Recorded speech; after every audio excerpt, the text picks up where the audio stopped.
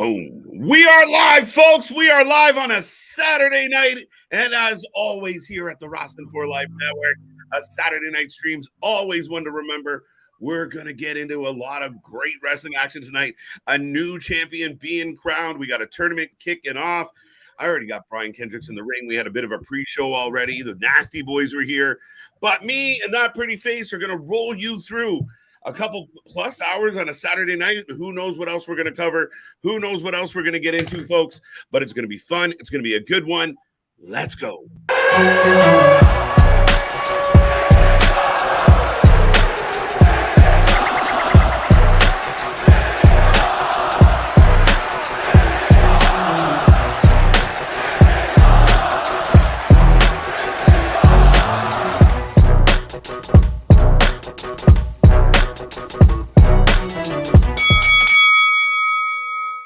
Ding, ding, ding. We are live. We are live. We are live, folks. And we are back at it again.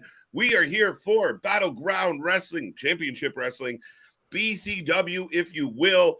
Rich Swann, Brian Kendrick is kicking off the show. Well, technically not kicking off the show, but kicking off the tournament. First round matchup. We're going to see where this goes. Cardona's here tonight. A bunch of other guys are lined up. It's going to be a big night. Lots of names. It's going to be fun. And as always, these are the two fellas that are going to walk you through it. I am Mr. Every Night, KJ White, the Iron Man of YouTube, the man that just keeps showing up no matter what. And you? Ladies and gentlemen, boys and girls, children of all ages, the Wrestling for Life Network proudly brings to you its YouTube Tag Team Champions of the World, the Every Night Delight, KJ White, the KO to my Sami Zayn, and I am Big Nick. You're going ginger. Oh, no.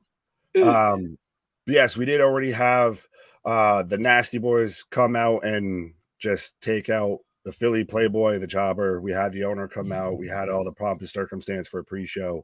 We did have Anawahi Jr. Beats Bulldozer or something or other. I couldn't remember the poor man's name, but Sandman came out and was sharing all the beers. But we are in the 2300 arena, the ECW arena, so I'm expecting we're going to see a lot of ECW stars. Speaking of which, we have Bully Ray on the card tonight. Yeah, Bully Ray is on the card tonight. We already saw Sandman. We did see the Nasty Boys. You and I talked. It's good to see the old vets. They're not quite as limber as they used to be. So as young and spry, yeah. As young and spry. It's definitely worn down. Just a little bit. But we are kicking off with the first match of they're crowning a new champion tonight. They're actually having a one-night tournament. So we've got the first matchup tonight. We've got Rich Swann versus Brian Kendrick. Controversial Brian Kendrick. I'm going to go Rich Swann just because I really, really like Rich Swann and fuck Brian Kendrick. I second everything that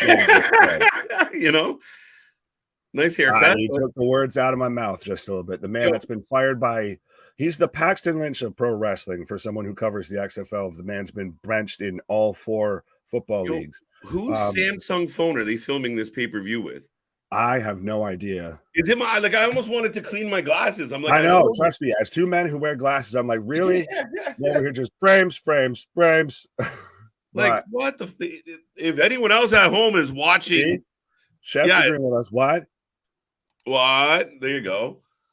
Rich Swann doing a dance. He going a cappella on this one. The music stopped and he said, "I'm going." Yeah, it is a bit interesting tonight. Like, this is clunky.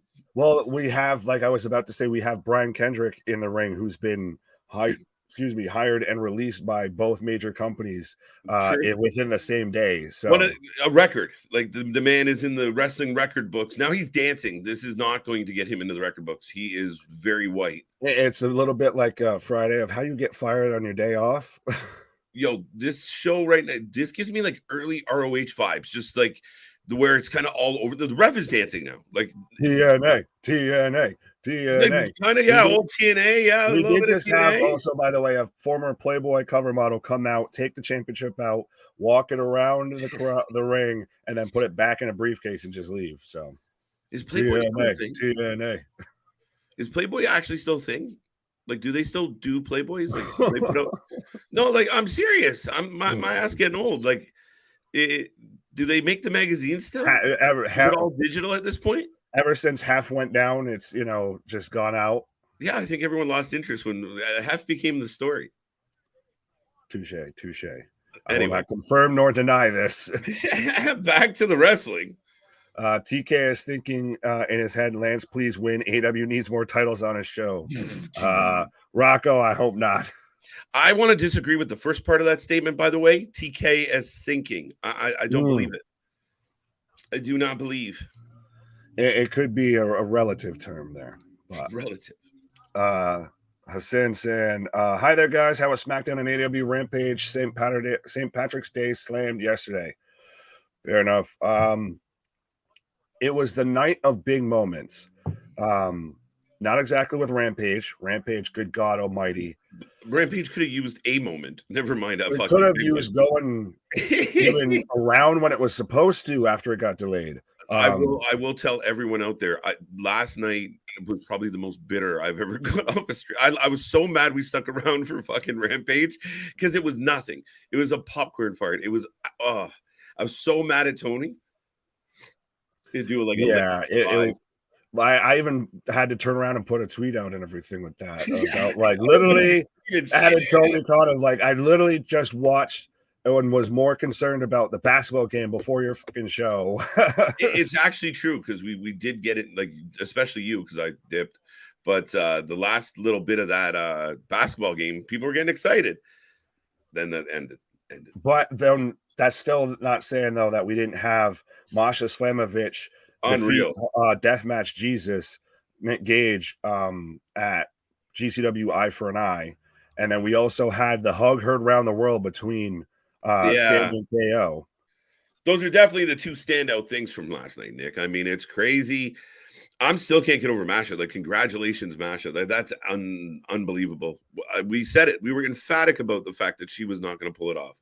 Right. And it makes me so good to see that it's not an AEW story. It's not a WWE story. It's a GCW story. And I've seen that floated around just as much, if not probably more, honestly, than I saw the KO and Sammy hug. So fair enough. For a channel like us, though, how much we cover GCW, I like that it's getting that recognition. Absolutely. And that moment felt that big. No, I completely agree with that, Nick. And I mean, we even talked about it last night. Like, here they are. The graphics are now moving. Like, they're getting, some movement and then active video as their graphics. There's lighting. They're getting, like, spotlights and moving on lights. The sound. Right? Absolutely, man. I'm happy. And like I said, you and I have watched so much of GCW here live. We're big fans, and it's cool to see it kind of interviewed guys that were on the show. So 100%. Is that the same guy? Is like your neighbor's a dick? I probably, honestly, I have a few of them. That's what happens when you live in the ghetto. Chef, I agree with this. Kendrick is the Baker Mayfield of wrestling. Right. A little bit. Leon Edwards just defeated Usman to retain his title. Shout out. Thank you, Damien.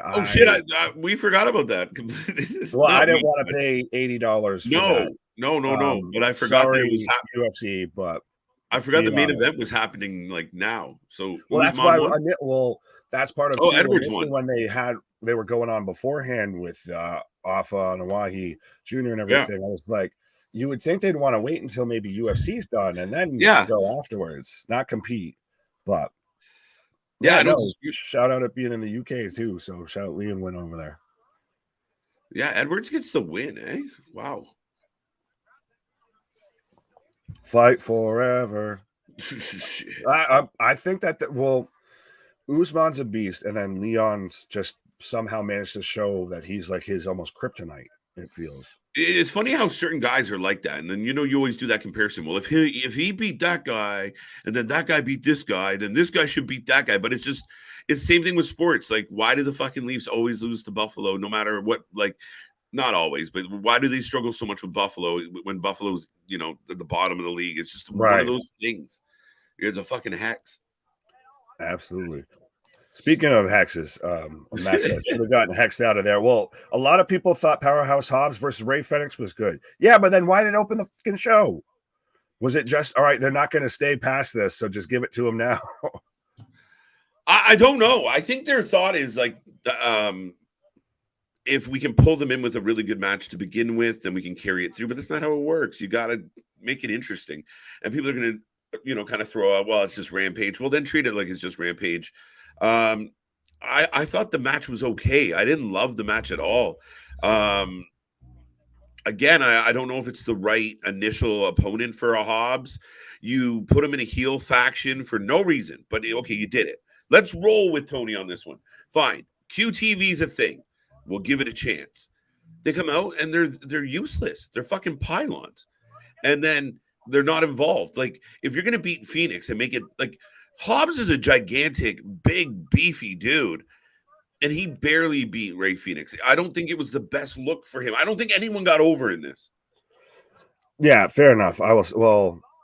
I think they took everything that people liked about Hobbs and then ruined it and just gave all the heat to QT Marshall when they put those two together, because that man has been a black hole of charisma. And well, now he's doing the whole gimmick of going after people back on Twitter and everything like that, and going at is he? And I'll give him credit. Yeah, he's becoming the heat magnet more than Hobbs is. That's the problem. But that's the problem, right? And you steal that moment from that kid of like, man, here it is. Hobbs has a chance to put himself over.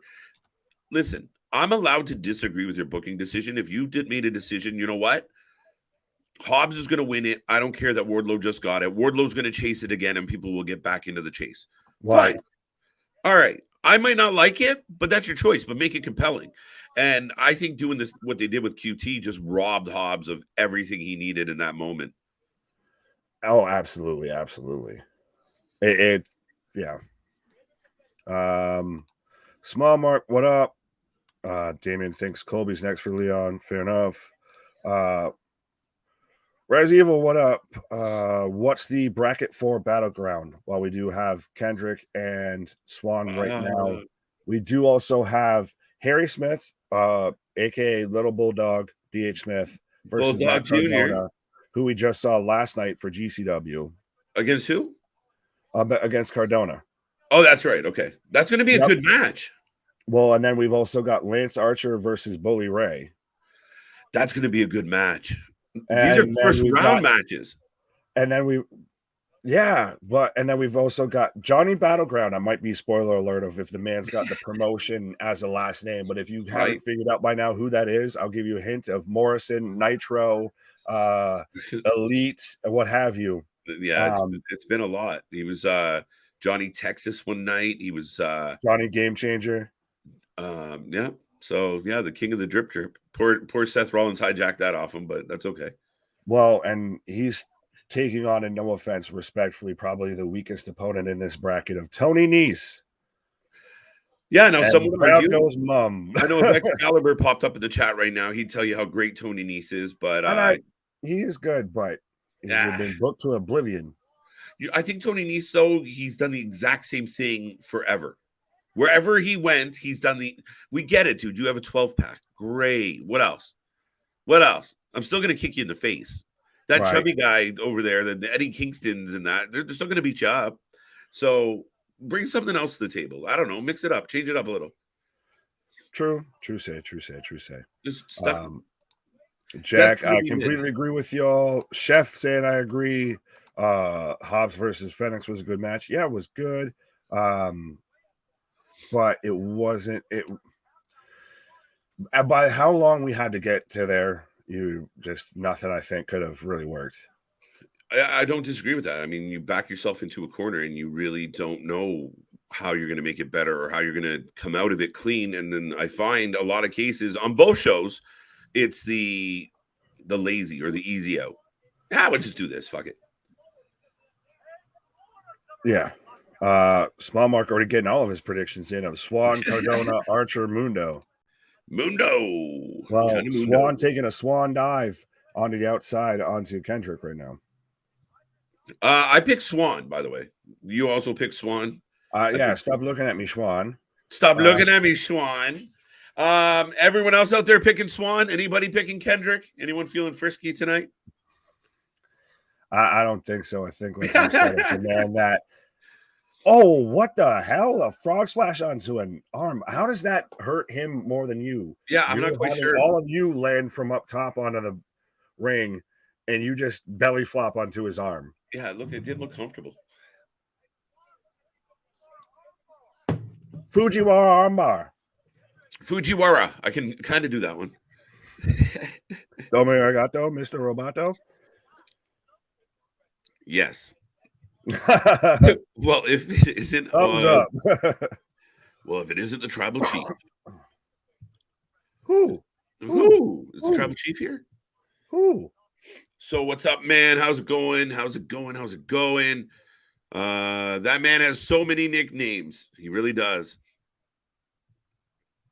Who? Patty's Day was good, Nick. Oh yeah, absolutely. Like I said, you had what day? What? I think I just jumped in the gun and said what you were going to say. But after you. I was just saying how we had two great historic moments and everything. Oh, I was way off. I was like, we had what day? And then we had Patty's Day. It was Wicked Day. Oh, no, I was. But like I said on stream last night, my liver hates me after having, right. Stone Cold Steve Austin Day. Why? 316. Why? Yeah.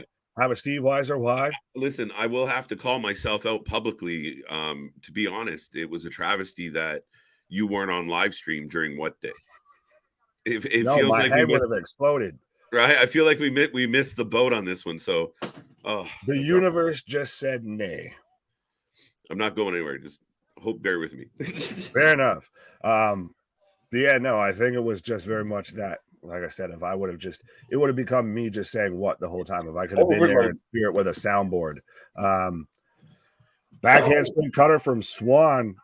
You got smoke coming out your ears and shit. Wide. Exactly. Then, like I said, then the stuff starts to melt down. And then you realize, yeah, I'm the Terminator. Yeah, do it.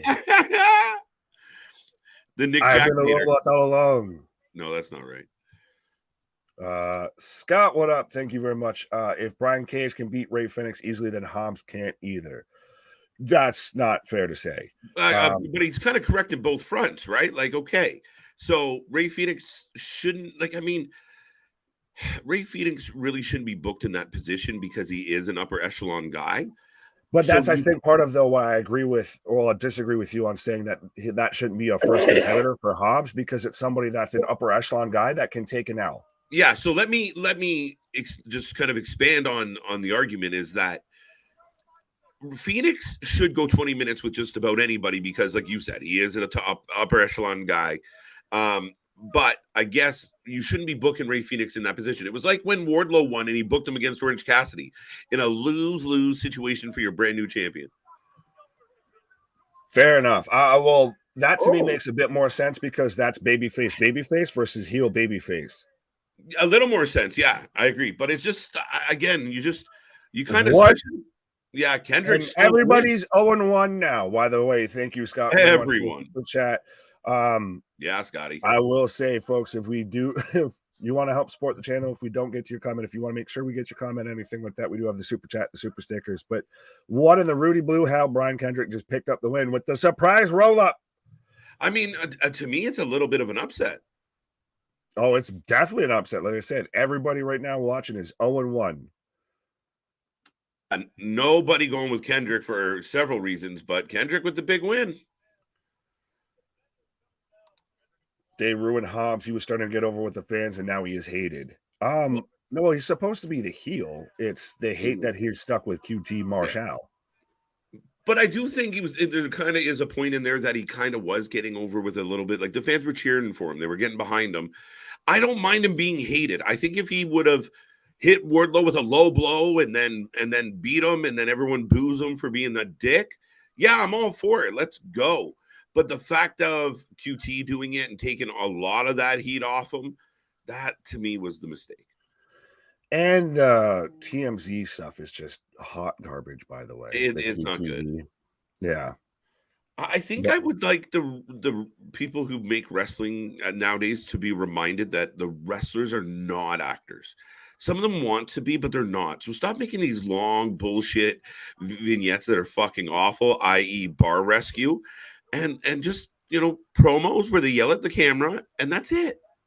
But that's all that they've made lately is successful guys who become actors. Dwayne, John Cena, Roman, to an extent. But those guys showed up with that. They didn't get that from the WWE. They have it. They brought it to the table, right?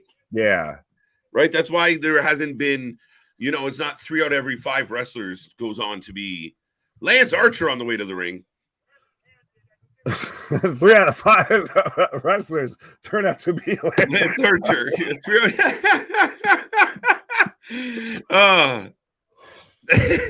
I killed Nick. You bastard.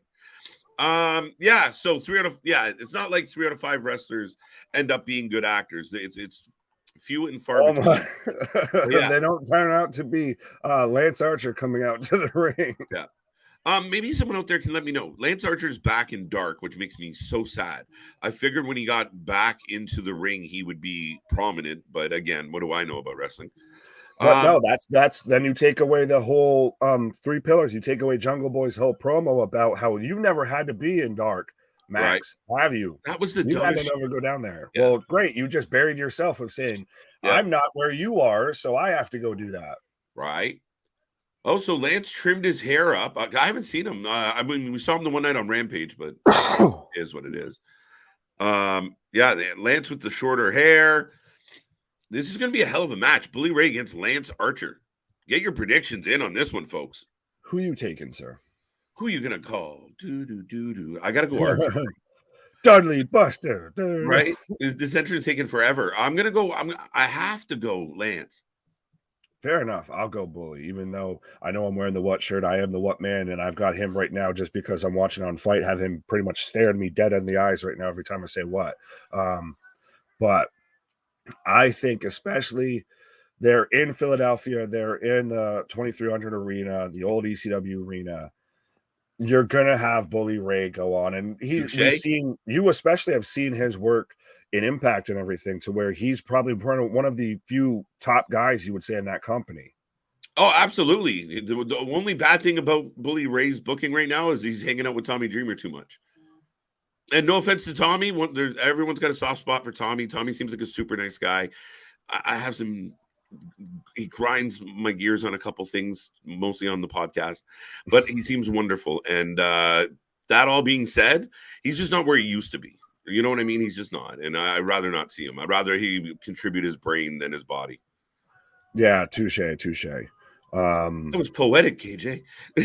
Absolutely.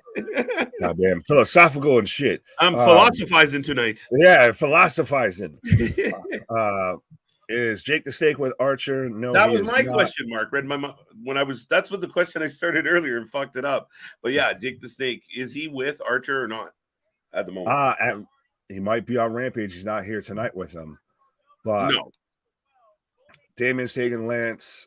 Scott's taking Lance. Okay. Are you looking forward to Bully Ray versus Tommy Dreamer in a busted open match next Friday on Sacrifice, KJ and Nick?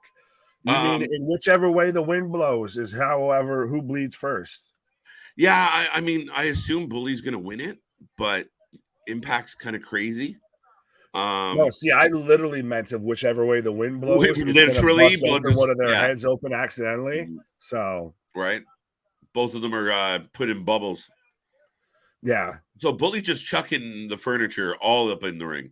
And they're them real good chairs that got the padding, around all the aluminum. A little bit of cushion. The little fucking cushion that's worse than a airplane pillow. Right.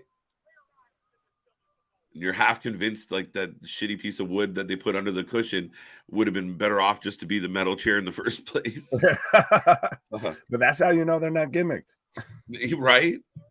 You see if someone's head goes through it. Tommy need to get his hair cut or to cut his hair. What, you don't like Tommy with the Stegosaurus look there? It's just greasy, bro. It's greasy. You greasy bastard. You're right. Like, fuck, I'm trying to be nice, but it's just, and some of the things he said publicly is just like, Tommy, I'm sure you're a nice guy, but that's proof right there, folks, that if you've watched Trailer Park Boys, that KJ is full-fledged Canadian because he instantly went just to greasy. Greasy. That greasy bastard. And now they're taking the chairs out. What the fuck was that? Okay, that was fun. Today, Junior. Does Bully have a match where he doesn't talk? No. He's a good talker, but he talks a lot. And that's coming from me and you. Well, that came from me, but geez. No, I will agree with I like Bully. I like Bully a lot. Yeah, I think he has a lot of very valid points. I think he also has, again, some very wrong takes, but he doesn't respond well to people disagreeing and pointing a counter argument. No, I sometimes wonder how much of what he does in that kind of realm is a work where he's just like, I'm just going to turn it up and dig in on this, right? Because he does still work. So, I mean, that would make sense. Right? It helps sometimes. He's a modern day Jim Cornette. A little bit. I mean, I think he kind of similar. I think Jim Cornette somewhere just cringed at the thought of that. But... yeah, he's like, you're going to compare me to that, you motherfucker. Fuck you, man. Thank you. Bye. Right? Yo, how funny is it? I don't think you and I have talked about this yet. How funny was it that he got the thank screw you, thank you, screw you, goodbye into the promo? Oh, the thank you, fuck you, bye? Yeah, he got it onto live TV, which was kind of a challenge put forth to him. Like Jim and Brian said, we want to see that. And the next week, here it was.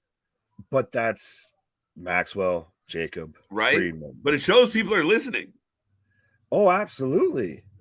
Right. And I think at this point, it's a little hard not to be honest. There's so much stuff out there. It's become so much, to an extent, peeled back, yet not peeled back, that people have to be listening at certain times. Yeah. No, right. Well, Lance is doing a little chit chat. They're calling him which comes out first, this match or AEW's video game? It's a really slow promo. He's like taking 3 strides per 3 words. And the crowd didn't pop at all for his punchline. And this is the thing, though. Lance is in a no-win situation here. If you're already probably not super great, yes, he talks too much. Shut up. Oh, shit! Oh, my God. Woo, woo, woo. That's not a DQ? The bell. Oh, I just got that one. What? Matt Cardona comes out with the low. By the way, Cardona's randomly aligned with fucking D-Lander, whatever I don't think she picked the right last name. It might be her actual one, but it was the one who was Persia Parado. Yes. But she's now because Chelsea Green's now in WWE. Yes. That's why. I was going to say we saw this last night on GCW. But and now I was going to say, like, to the genius of Bully can't work the way he used to. He knows that. We all know that. He's aged. It's not an insult. He just can't. So you see a lot of scenarios like this in his matches because it draws it out. But, man, this one's long, and then I don't get the 2 random low blows. It is Steph D-Lander, by the way. That's D-Lander. I think she should have picked something else just because I instantly think Statlander. Yeah, touche. But Small Mark pointed out Cardona is in a feud with Bully Ray in NWA. Well, he's also I think they had a bit of an Impact feud as well. All this, that, and the third. It is a little weird that there's we talked about Blake Christian. He's a heel in one place, a baby face in another. Bully Ray's has an issue with Cardona on NWA, but they're both on Impact, having issues with different people. It's a little peculiar, unique. Was that it? That's the whole. What did Archer just say? I don't know, but Bully overselling this hard. I was gonna say, does Bully Ray, is he gonna be out of action out of this? Because this man's selling this like he's needs to get carried away in a fucking. Like Cardona just gave him a hernia, buddy. Like popped a nut into his belly button. Yeah, if he can hit that in the back of his throat. Ding! Man turned from an outie to an innie. Wait, what is that? Is he stopping? He's stopping to a little kid. There was a kid crying. Is that his kid? And he's still selling while picking up the little guy. Oh, the little guy was crying. Why is the little guy dressed like Orange Cassidy? I think that was the goal. Orange Cassidy's not here. That is Orange Cassidy. He's very emotional tonight. You're not wrong. Somebody stepped on his juice box. Bully Ray picking up Orange Cassidy and celebrating with him. Yeah, I want like Macho and Elizabeth. The challenge to the people watching right now: go find that picture of Bully Ray holding that little kid and start fucking memeing it with Orange Cassidy jokes. Yeah, please. That was like the kid, like when Macho held up Elizabeth. Yeah, right. That's what that was. Dun, dun, dun, dun, dun. That was funny shit. Did Bully Ray say my balls? Like my hole. Yeah, right. Yeah, my balls. But so wait, what happened? Did they not pass each other in the hallway? Right, like dude, we had to just be at Gorilla. Speaking of Macho Man, we have the Indie King. Hey, you know the movie True Lies, right? Yeah. There's one of my favorite parts of the movie is where the guy's delivering the big speech about what he's going to do to the world, and the cameraman, the battery dies, and he's just sweating.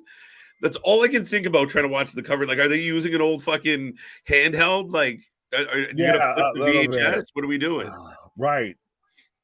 I know we've got a Macho Man or a Macho King tribute, and we just had a match end by both men getting hit in the huevos, and we've got a Kane cosplay right in the front row giving Cardona the bird. Yo, a whole lot of people at this event tonight wanted to do the cosplay. I feel like it's been a whole event there, though, by the way. But, yeah, it's been a time. At the same time, it's a little bit of like halfway wrestling mecca there. It's the 2300 arena, the old ECW arena. But I think he should be doing the indie gimmick at every show. The Indianapolis Jones? Yeah, it's awesome. It's spot on, man. It's one of my favorite things in all of wrestling. Is it better than Bully Ray? Bully Ray might have taken over the lead. Right. Will Dexter Lumis thwart Logan Paul's plans? I have no idea what you're talking about, sir. Will Peter Piper pick a pack of pickled peppers? I'm not going to try and say that fast enough. I can't believe I got through it. Right. Shout out to the homie there that's very much a senior citizen rocking the GCW shirt. You have a little in Cardona's face. I love the audience, but Matt Cardona is as hot of a heel as anybody for over what? It's close to 2 years now, I think. When was it that I feel like what? We're looking at least a year.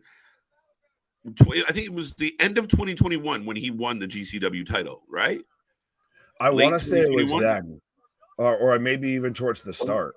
Yeah, so I mean, this guy's been on a fucking 2-year heater, plus building all his side hustles. He's done well for himself. So yeah, like you said, might not be a slam dunk to go back to the WWE anytime soon. You go get him, wifey. Job out. I'll be here. Yeah, it's one of those. Yeah, you go play the Karen thing. I'll sit here and actually do the real wrestling. Yeah, because I mean, does he need to go back to WWE and go? He can be a top guy on any show in any company that he walks into, or he can go to WWE and probably compete against Austin Theory for the U.S. title. Yeah. Matt Cardona, the king of the death match. I completely blanked out on what I was going to say in response to what you said. All in one sentence. That's all it took. But it'll come back to me. It always does. But Damien's taking Harry Smith Jr. for the win. Who are you taking, sir? I feel like after all of that praise, you got to take Cardona. I'll take Cardona, but I think he's kind of pissed everybody off in the building. So I think if we're going to go this way, we could potentially get to where it's him versus Johnny Nitro, Johnny Battle Club, Johnny Elite, Johnny Morrison, all of that. Yeah, in a show like Ultimate Babyface figures he's got the promotion as his last name versus Cardona, who by that point will be probably they might throw things in the ring. Yeah, no, I agree. And I think when you're booking a tournament like this, generally you want to push the bigger names up the chart. Well, that's why I thought Bully Ray would have gotten up there, but well, we don't know if he's out or in. We don't know, like, do they get a 5-minute reprieve? Do they get to go ice off their balls and come back? I feel like they might have announced something and we might have missed it though, because how Archer cut the last second promo and then was able to just walk off. The bell went. The blow was post bell, as far as I'm concerned. Yeah. So to me, did Lance get disqualified? So then Bully could face Cardona if later? Perhaps. Rocco's taking DH Smith. Who will be the next GCW champion? Who will be the next person to beat Masha? Cole Radrick or Tony Deppen? Out of those two? Oh, if we had to pick between those two? Yeah, apparently. Okay, what do you think? I like it. Oh, you would do that, you asshole. Listen, straight up, I think I'm biased because we like our buddy Cole. He's a good dude. I think Tony's been closer to that if we had to pick between the two. So maybe Tony would be more likely to get the next shot. I say Cole, and I will put it this way, and then I could see Cole more as a guy that would stay with GCW. True. That Deppen, I think he might have an AEW deal or a Ring of Honor deal or something similar to that. Yes, and he has been appearing on Ring of Honor. It's been crazy lately because we're seeing people on multiple shows on separate nights, or like Taya Valkyrie debuts AEW on Wednesday. I see her on Thursday on Impact, right? Yeah, I mean, we just had Cardona last night, and we're seeing him now with GCW. Now we're seeing him on Battleground. So there's a glitch in the Matrix, right? They've cloned themselves. Smith. Harry sometime Smith. Today. Yeah, the entrances have been long. Did he get lost? Is he doing? Oh, there we go. But no music. I think there's music. I don't think we can hear it. Copyright, trademark. Maybe. But then you think you just find some at least generic music to get, kind of give the experience. So, I'm not sure, but we've got Harry Smith coming out right now. So we've got Cardona versus Harry Smith. I'll take DH. I'll take Baby Bulldog if you're going to take Cardona. Yeah, I'll take Cardona. He'll probably cheat. Is it not surprising to you that they signed Davey Boy back at one point and then proceeded to do nothing with him? To me, it's one of the most confusing things. You look in the ring right now, guys, and you look at Davey Boy or Bulldog Jr., the guy is a fucking athlete. He looks like a wrestler. Like, if you bumped into him at the grocery store, you'd be like, dude, do you wrestle? Like, he looks like a fucking wrestler. He's got it in his blood. He gets it. He grew up around it. Look at who his family is outside of who his father was. Yeah, he breathes it. So I don't understand how you couldn't find. He's another one of those ones where I'm just like, really? You couldn't figure anything out with this dude? You couldn't let him fight Drew, maybe? Yeah, you couldn't do anything. If you had the Brawling Brutes and all of that with Rage and Butch, but you couldn't do anything with Baby Bulldog, really? Yeah, and I mean it's the same thing for me with like, well, I'm happy now. We're like, speaking of Butch, that we're getting, allegedly is allegedly making his return, which I think fucking he's coming back like Elias did when Ezekiel left. Do we need to get Butch needs to get written off, and that was my brother Butch. I'm back as Pete Dunne. Yeah, no, no, that never happened. That never happened, right? Like just a big case of amnesia. Yeah, everybody look into the light. Well, Jason says allegedly the winner of this fight advances to the finals. I think that's allegedly because we do still have another tournament match still.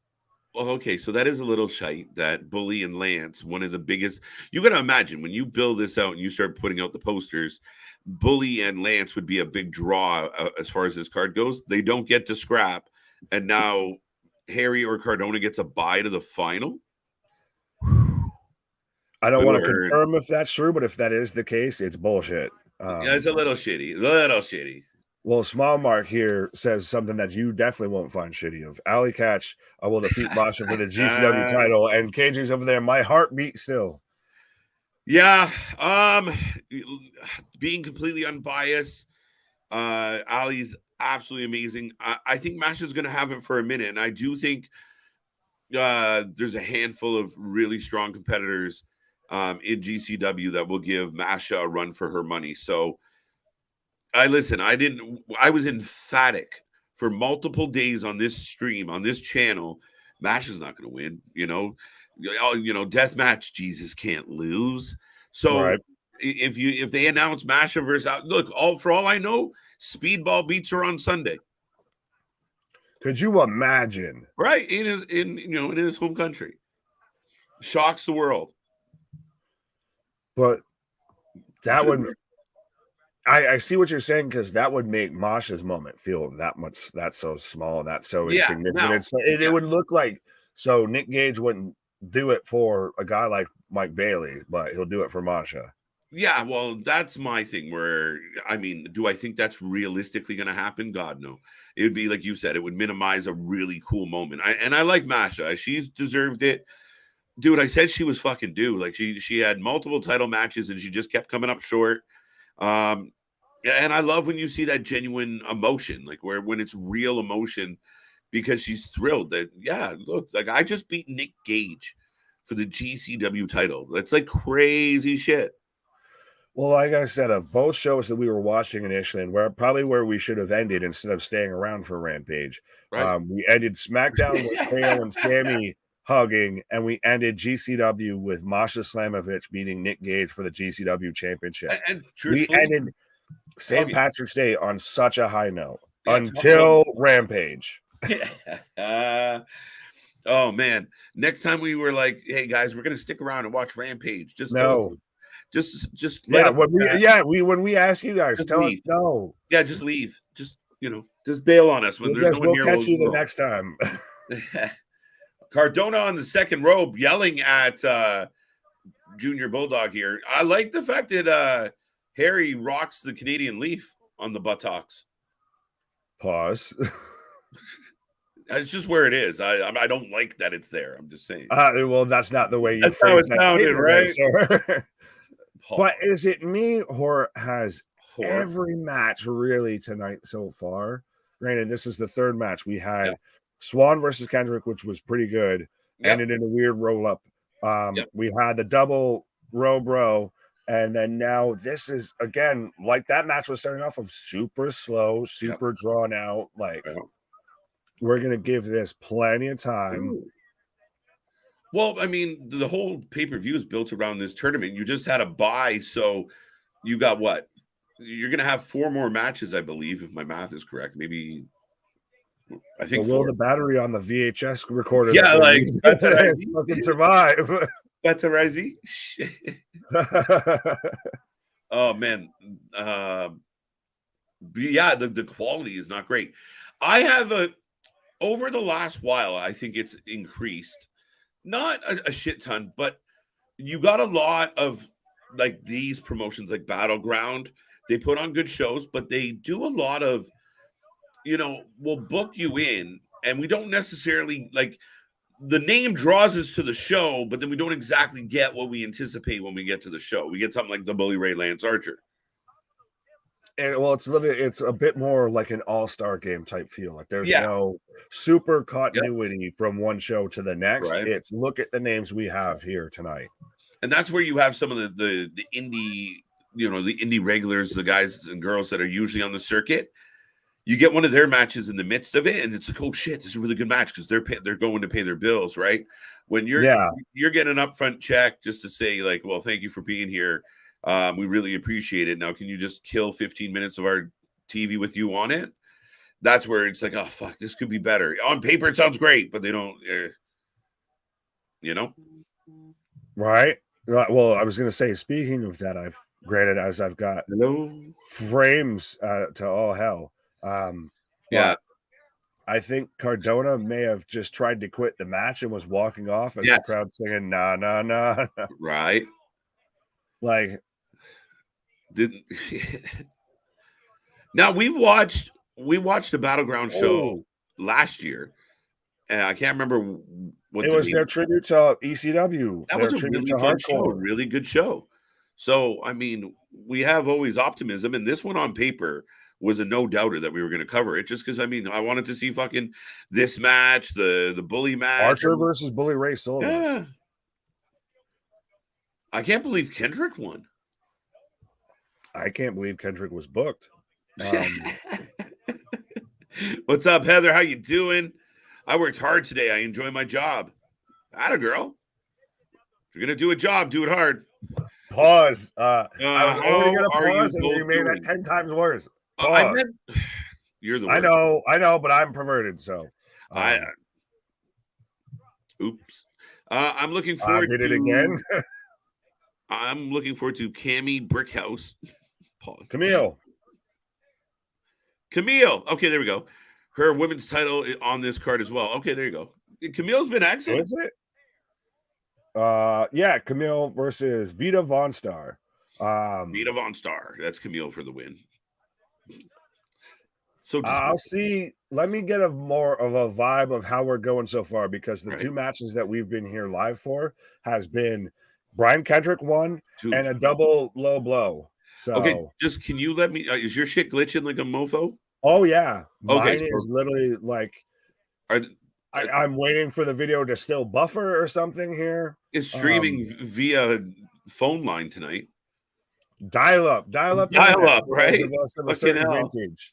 I'm waiting for the noises to kick in so we know we're good. Mom, hang up the phone.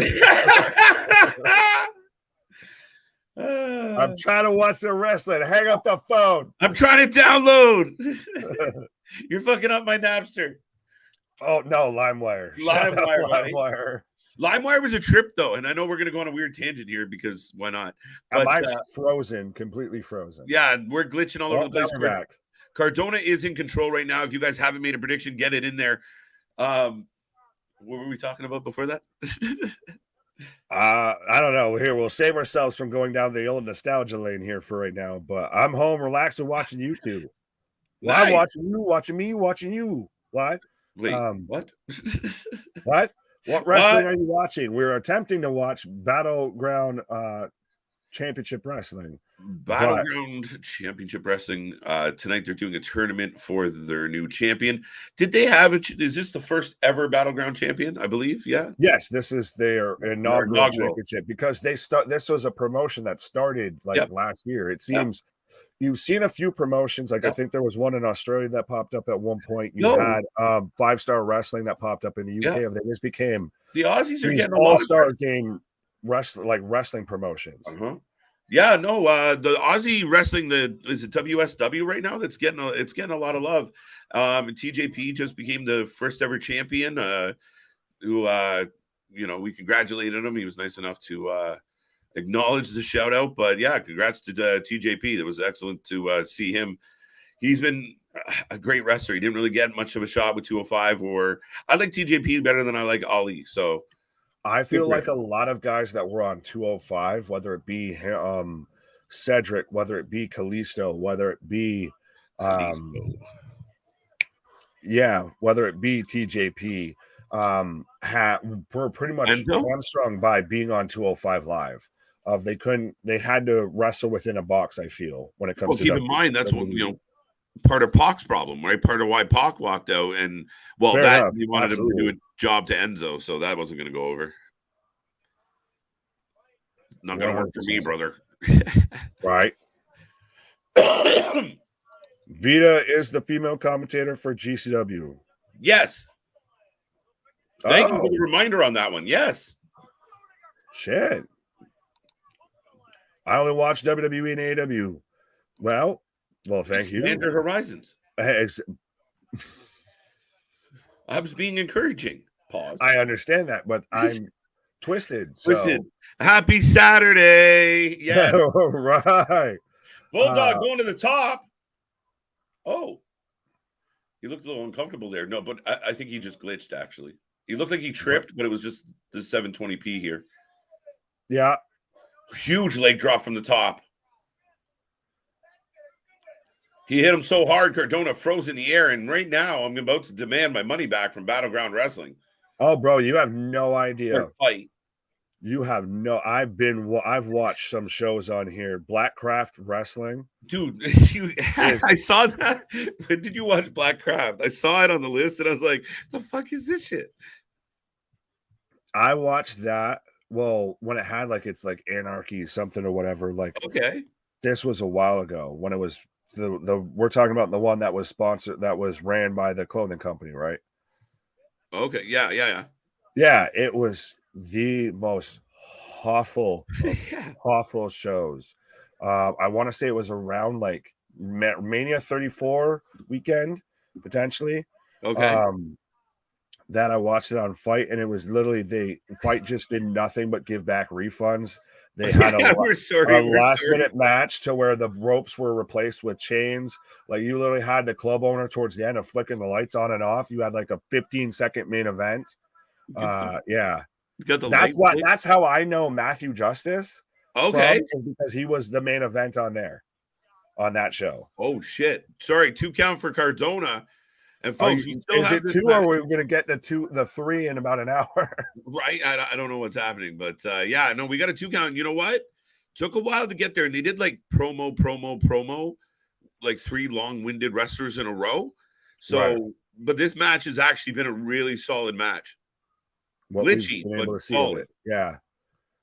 Frustrating as shit. It's like static on the radio. Just turn it off. It's like when you watch the old replays of like ECW, legitimately, and it's all pixelated and shit. Yeah, it looks like somebody ripped it off of VHS. Oh, Delander. See, Delander's too. Like, I instantly think Statlander. Am I the only one? Am I alone on this? I just don't get the haircut. They're gonna murder Matt Cardona. Matt Cardona needs a flak jacket, guys. Like I said, they're going to get to the point to where they're throwing stuff at him. You're going to see all the paper cups, the beer cans, maybe some beer bottles, what have you, maybe a chair getting thrown into the ring when he comes out, probably in the main event tonight. They did that power walk in Maracha walk to get out of there. Like, the minute the match is over, hop to. Like, they got out quick. Right. Cardona is going to be a marked man. But I will say this. We talk about way too many roll-ups in wrestling. If you're going to win by a roll-up, it should be the way Cardona does it. The big low blow, pull him into the roll-up. Now I know why you can't kick out. You're blue in the face. I get it. Well, but see, I'm always a fan of Roman. I feel like kind of coined it to where you're kicking out and you hit the low blow. If you did that and then turn him into like you rolled it up, that I would think would be like the best way to do it. I'm good with that. This is the third a third wrestler being assisted to the back due to sore balls. The guys. And this show is not called Great Balls of Fire, folks. I can't write this shit. I only report it. Fair enough. Well, I do want to see this match of Ray Jazz versus Facade. Okay. I do like Ray Jazz. Yeah. Kind of friend of the show. And he's been bringing out the whole FBI gimmick again. Yeah. With Nunzio. So. Good Lord. By the way, the last time we saw our buddy here in the ring was when he told the fucking WWE where to stick it and then was like, our bad. Yeah. Oh, yeah. About D1 not being able to show up at the hardcore show. I remember that was the last show. And he fucking, what a promo this man cut. Sign him, Tony, sign him. This guy can cut a promo. But the Paul Heyman of, I want you to throw me off the air. No, and then, oops, my bad. Devon's like, were wrong. What happened? Johnny Mundo, Johnny Battleground. See, now you don't have to pay for the slow motion effect because the glitches will do it for you. Right? That's what it is. Someone turned on the slow motion too early and they can't figure out how to get it off. The whole show's got the Johnny Mundo. He's going to win, folks. Yeah. It's a little bit of a tell when the guy's last name is the promotion's name. What's more frustrating? We can't communicate with the arena or like last night, or we're just gonna glitch like popcorn for the rest of this night. Wait, repeat that? What? What's more annoying, the stream crapping right out and not having a connection like last night, or the constant glitching? Oh, I would say it glitching out and just being gone for a quick second or whatever. Take a pause for the cause there, right? Because when it came back, it was still fine. It only did it like twice. This is constant, like watching this on fucking 480p. It really is.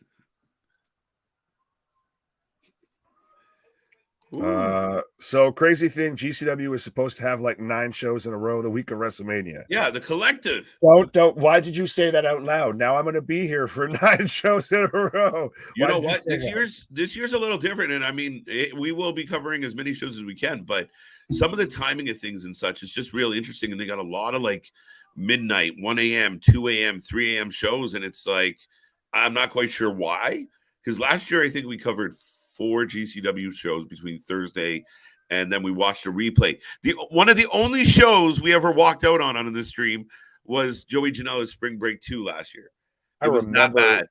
I remember, this shows you of how far I guess even I've come. I remember watching watching the channel while trying to watching that show. Yeah. And just like literally, nope. We're out here. We ended up watching Bloodsport, and that was Moxley versus Lorcan, one of the best matches of 2022. Outstanding.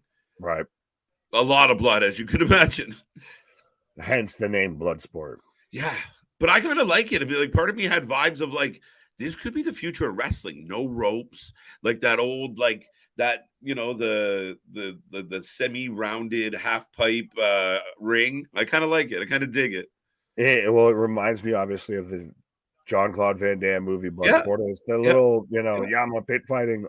That's why I'm pushing for that to be on our schedule if we can somehow maybe try to make that work. Then again, I don't even know exactly when it is. No, just to be here for Bloodsport. Yeah. Well, it goes to Thursday night, the same night as Multiverse. So that's where we could do a repeat recap watch along before WrestleMania night 2, maybe. Fair enough. We'll see. We'll TBD. See. He right away was like, "Ooh, wait a minute." Yeah, we got to plot it out, but it is possible. So, who actually won between Bully Ray and Lance Archer? Nobody. What's the name of the company that makes cups and everything like that, like the jock straps and all? That's the company that's who won, because now everybody's going out to just go and buy one of those of protect yourself from the low blow, folks. It really is crazy. It has 100% been the night of low blows. We've had 3 wrestlers assisted back to the locker room due to sore units. Huevos. And let's not forget though that we had the Bully Ray Orange Cassidy moment, the Macho Man Miss Elizabeth. Yeah. And that, to be honest, that's one of my favorite moments of the night so far. That was fucking hilarious. That's the highlight. But I'm taking John Morrison for this match, and I'm going to take a low blow pause for the cause. What? A low blow pause. Yes, Nick is going to take a pause for the cause, folks. I am KJ. He will be back, and we will continue the show. Right now, I do have Tony Nese and Johnny Mundo going one-on-one. I got Johnny for the win. I heard Nick say Johnny as he dipped out. Let us know if you're just tuning in. Who are you going to take in this match? What is your prediction? And, let us know what's on your wrestling mind. You want to talk WWE, AEW, whatever is on your wrestling feels, vibes tonight, throw it in the chat. We'll talk about it while giving you the update and the play-by-play on some of the wrestling action tonight. Now, to be honest, we are a little off because, and I don't know about for the folks at home watching, but I know my stream and Nick's stream through Fight right now has been very glitchy. So a little stumbly. So we're just going to keep the chat going. Hopefully this smooths out. Hassan goes for Morrison, good shout. D's nuts. Yeah, these sword nuts is what they are. I think Mike Bailey versus Will Ospreay will steal the whole weekend. Next weekend, multiverse of matches is going to be a banger. Damien, I don't disagree with you at all. I love some of the matchups that they're setting up for multiverse. It could be a good night. It could really be a good night. I'm completely looking forward to it. We will be here live for it. That night we'll have Ring of Honor, we'll have Impact, and then we will have Impact Multiverse of matches at 10 or 10:30 that night. So we will be here for a marathon show on Thursday. We have a marathon show on Friday. We have a 12-hour show on Saturday, and then another marathon 6+ hour show on Sunday as well. So it's a lot of wrestling, folks. Strap in and strap on. Make sure you tell all your friends they need to come watch this channel. Watch what we do. And if you tune in over WrestleMania week, you will have opportunities to win prizes. And we're going to have a little bit of fun with it. And some things that we haven't done in a while, we're going to bring back. But right now, before I get to the next comment, a bit of a stalemate. Tony Nese rolls out. Both men going back and forth. So no answer with that. The main event of the final show is the one I want to see for GCW. The main event of the final show. Can you elaborate on that, Mr. Clinton? However, Ospreay versus Speedball might not happen. Ospreay is injured. That is a true story. I have heard reports that Ospreay might not be 100%. It would really suck if he could not compete. I mean, he's a big draw on this one. My bad. I was being funny and it was blasted on. Love it. Don't even know what happened. How many times can they do ECW reunion before everyone is just too old? They're getting there, Mark. No, I mean, it depends on what capacity. Like when the Battleground did the ECW tribute show and everything was decked out like ECW, apparently they got in some trouble for it. That's allegations or rumor. I can't confirm or deny that. But I don't mind it. It's sometimes when like they're running out, like we just saw earlier tonight, like Sandman comes out and Alpha Jr. just like rolls out and like, oh no, Sandman. When you're like, at this point in history, I believe Alpha Jr. would not have very much difficulty dealing with Sandman. So it's just the way it is. But if you bring them out in some capacity, I don't mind a nod to them, but Battleground, again, like you see tonight, they're leaning heavy on name bookings. They don't have a whole lot of their own talent per se, right? Like it's just another, like, we'll bring a bunch of people together. We'll see how much consistency they can hold. Maybe having a champ helps, but you look at GCW, they bring in names, but they have a lot of their own homegrown bodies that made that company what it is. Battleground's just not there yet. I think I completely tangent from your question, but yes, they can't keep like using ECW or using names. If they want to stick around, they got to develop, they got to get better, and they got to fix their quality of production for sure. It's nothing but love, Jay. However, Ospreay versus Speedball, I got that one. Dude, Mark Davis blew Ospreay's shoulder out during their New Japan match. Now, is that legit, Clinton? I want to know. What is the ruling on that? I haven't heard that he's officially off the card. So if I missed it, keep me up to date, folks. Right now, Johnny Morrison working over Tony Nese. Boo. So Johnny's kind of wrestling from the heel spot here, which I find a little interesting. You think Masha Slamovich versus Mike Bailey will be as good as Masha versus Nick? Well, here's the thing. Yes, I do, because I mean, no disrespect to Nick or Masha, the match itself was all right. Like it wasn't like a 5-star match. It was a 5-star moment for sure, a good match. But I partly think that's why Gage gave up the title, right? I don't know if Gage is quite physically where he used to be. Now, he might, pop up and say, fuck you, buddy. I'm completely fine. What do I know? But Again, like we just said, when you play that death match, when you're banging and bumping like that over and over and over, having near death and actual death experiences, you run yourself the risk of, wearing your body out. And you see it. He walks gingerly. He doesn't take the moves or deliver the moves with the same kind of zip or movement. And I know Nick made the joke, was he ever that good? Well, no, but he did have a different level, a different amount of snap, a different speed to his game at one point.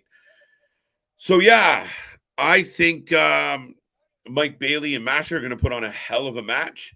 I know the Wrestling for Life Network's very own Luna Havoc will be live to see that match. She will get to see the new GCW champion, which I'm still pumped about. I mean, blew my mind.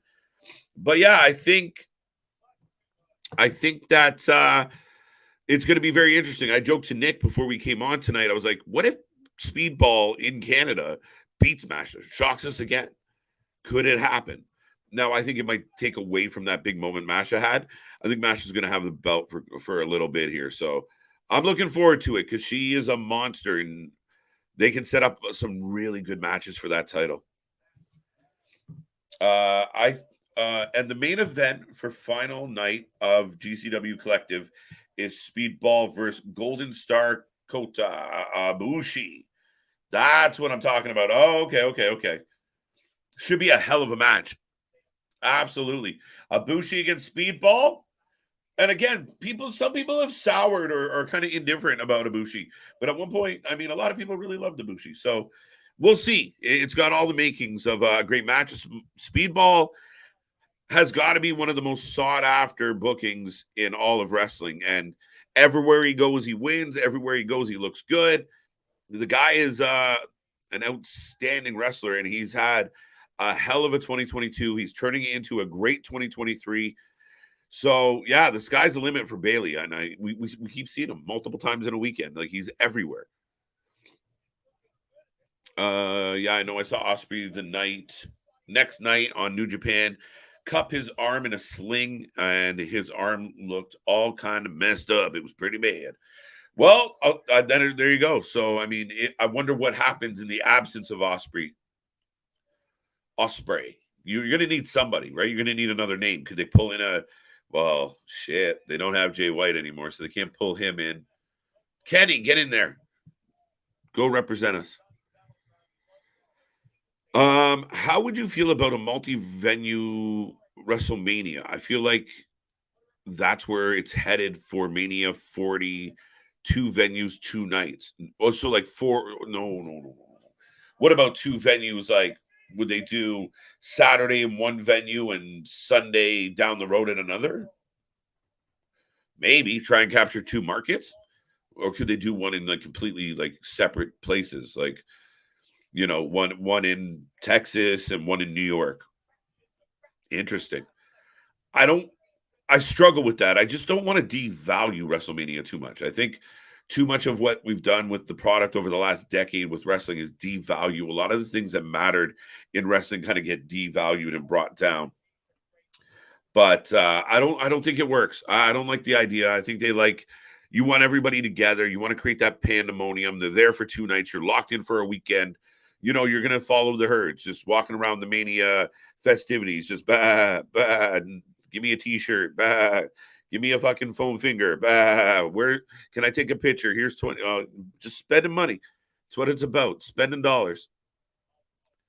By the way, Tony Nese has Johnny Mundo up on his shoulders, but Mundo is fighting out, or Johnny Battleground, as they're telling him tonight. More like Johnny Glitch, but it's not his fault. Uh-oh. Starship Pain. Love the name of that move, and it is a killer. Johnny Mundo, one of the first wrestlers in the last hour not to get hit in the balls, and he is moving on to the next round. So right now it looks like we could be getting potentially Johnny Morrison versus Matt Cardona in the finals, but there's still more wrestling to be had. But Johnny Morrison with a really nice win. Looking good tonight. And again, Starship Pain, it ends matches. I was thinking like WrestleMania 2, Chicago, New York. Yeah, Mark, that's a very good example. I don't know. I mean, they could try anything at this point. I mean, they could do, let's do 3 cities one night. Well, like, who knows? Whatever maximizes dollars. I do like them creating kind of the pandemonium within the one environment. But I don't know. Anything's possible. I think if they felt like they could maximize the dollars, like you get more sales and more freshness out of the crew, if you did maybe night 1 at one venue and night 2 in a completely different state, completely different city, and maybe you maximize the dollars because you get the vibrant new crowd for night 2. I do feel like you do run the risk of, like, if night 1 sucks, do people start panicking? I'm looking forward to Jeff Cobb versus Moose. Yes, I think out of all the matches on the card, dude, I think I might be looking forward to this match the most. Jeff Cobb is an absolute beast. Moose is a star, man. He's athletic. He's huge. He doesn't fuck around. He's got his, he brings his bravado right to the ring. He's authentic. They're both great. It's going to be a banger. Speaking of a banger. Well, I was going to say, and so let's talk about Moose, though, too. All right. As a Canadian, I've heard someone say that before. I wasn't even shocked by it. Let's talk about Moose. All right, let's go. No, you missed the joke, but I added. No, okay. A Canadian joke didn't help. It's going to be 2 nights in Philly at the home of the NFC Championship, Philadelphia Eagles at Lincoln Financial Field. Yeah, I agree to disagree, I guess, a bit on. I like the fact that it's one night, it's a big event. I still remember before 2020 to where you had everything going on at WrestleMania weekend, and it felt like the whole wrestling world collapsed on one city. Yeah. You had so many shows, so many promotions, all running shows within the same city, within the same town. It almost made it feel like a bigger deal to get. It made WrestleMania, when you got a WrestleMania in your town, in your city, it felt like getting the Super Bowl in your city or town. Yeah, like when they announced the first, we're going to fucking bring WrestleMania to Skydome, I was like, shut the fuck out. I was a kid. I didn't get to go, but I was still just knowing, like, hey, that's my city. Like, it used to have that real big feel to it. And now they've turned it into that, like, it's got to be an announcement like everything else. And I don't mind it. I like it that people get hyped and, like, you're trying to build it up for 12 months. Like, at least once a quarter, you get a little reminder of, hey, we're going to be in New Orleans. Hey, we're going to be in Dallas. Hey, and then you have the ramp up.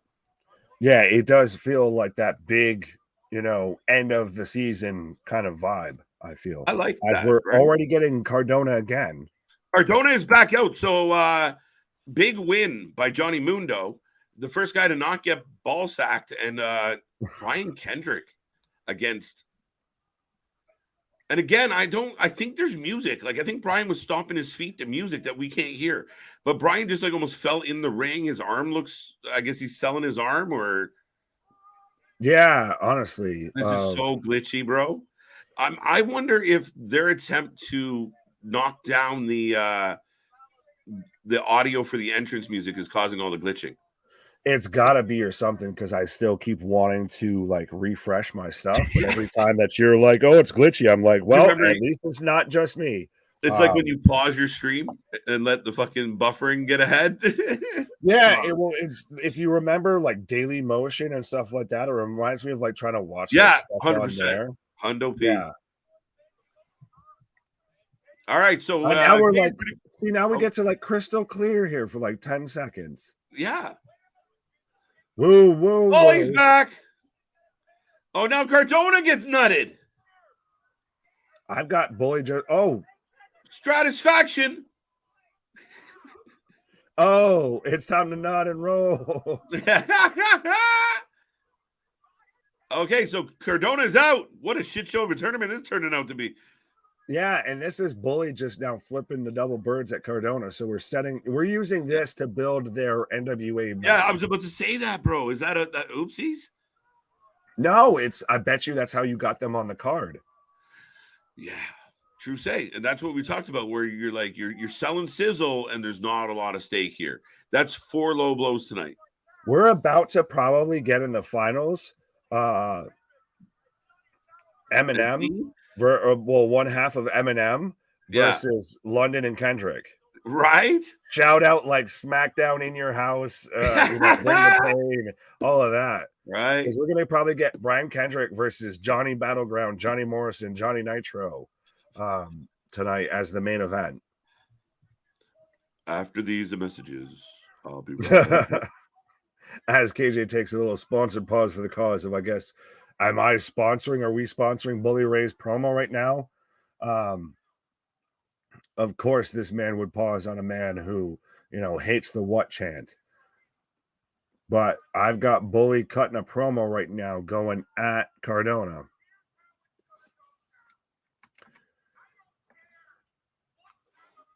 And like I said, this very much seems to be setting up their NWA feud, because he's saying, if I don't care what kind of match, this, that, and the third, it's very much bigging up.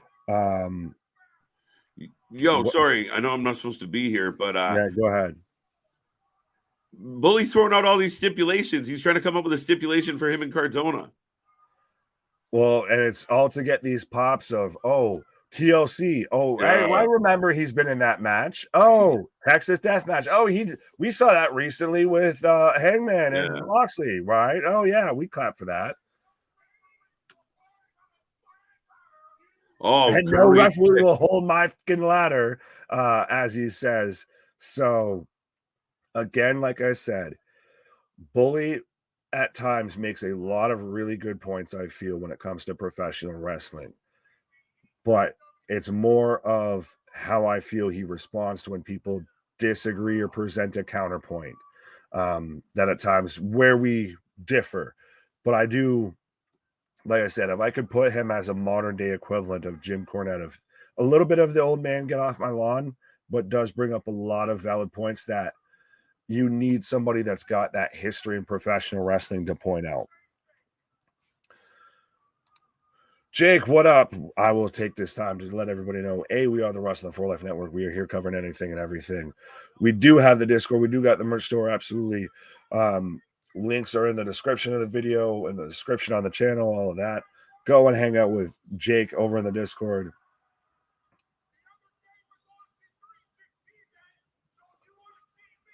The other day was Austin 316. So if you want to see me kick his ass out of the ECW arena, give me a hell yeah. What? Oh! All right, Bully. Now we're friends now again, because you're using the why. If they do brand split and do it very well, could have a Raw Mania and a SmackDown Mania. Has any sort of cross, like to where we had Raw would have, SmackDown would have like Backlash, and Raw would have like No Mercy or something like that. Those, when they do each brand has their own exclusive pay-per-view. It has never really worked well, because it feels that weird divide that we all know you work for the same company, so why is there a divide type thing? It's like you don't watch. I mean, you do still have the AFC and the NFC playoffs, but the Super Bowl is between both teams. So it should be between both promotions, I would say. But so we're bringing out the owner of BCW again. I know he came out earlier tonight. And Christ almighty, this man looks like he's trying to be Justin Bieber all grown up.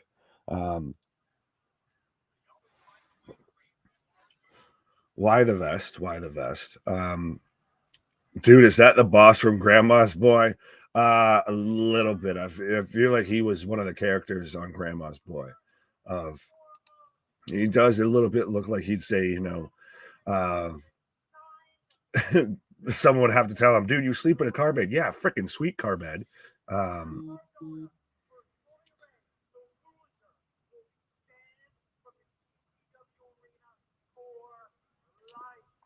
Are we getting that tonight? Did he just announce that, or is he announcing that in the future of Matt Cardona versus Bully Ray, and the loser will be banned from the BCW arena for life? For life. Isn't this company owned by Rob's? No, it is not, David. We have the owner out in the ring right now, and he just looks like he's a really big fan of like One Direction or something. Yeah, see, dude just said For Life. See, he's a fan. Yeah. We'll send him some merch to wear for his next show.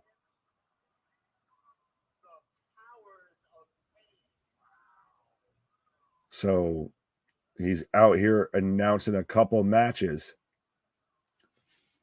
Unfortunately, folks, at times it gets hard to catch what he's saying because of the damn glitches. God bless Fight TV. Tama Tonga versus David Finlay and Sonata versus Mark Davis. The winner of those matches face each other in the finals of the New Japan Cup. Shout out, Clinton. Thank you. I've been trying to keep an eye on that. I know Sonata just left Los Ingobernables de Japan. So that's why I think the finals is going to be David Finlay versus Sonata. I think that New Japan's in a bit of a transitional period of they've lost all of their big quote unquote Western stars in Kenny, in Jay White, etc. So now they're probably going to focus a bit more on in-house guys that have been built up through here. I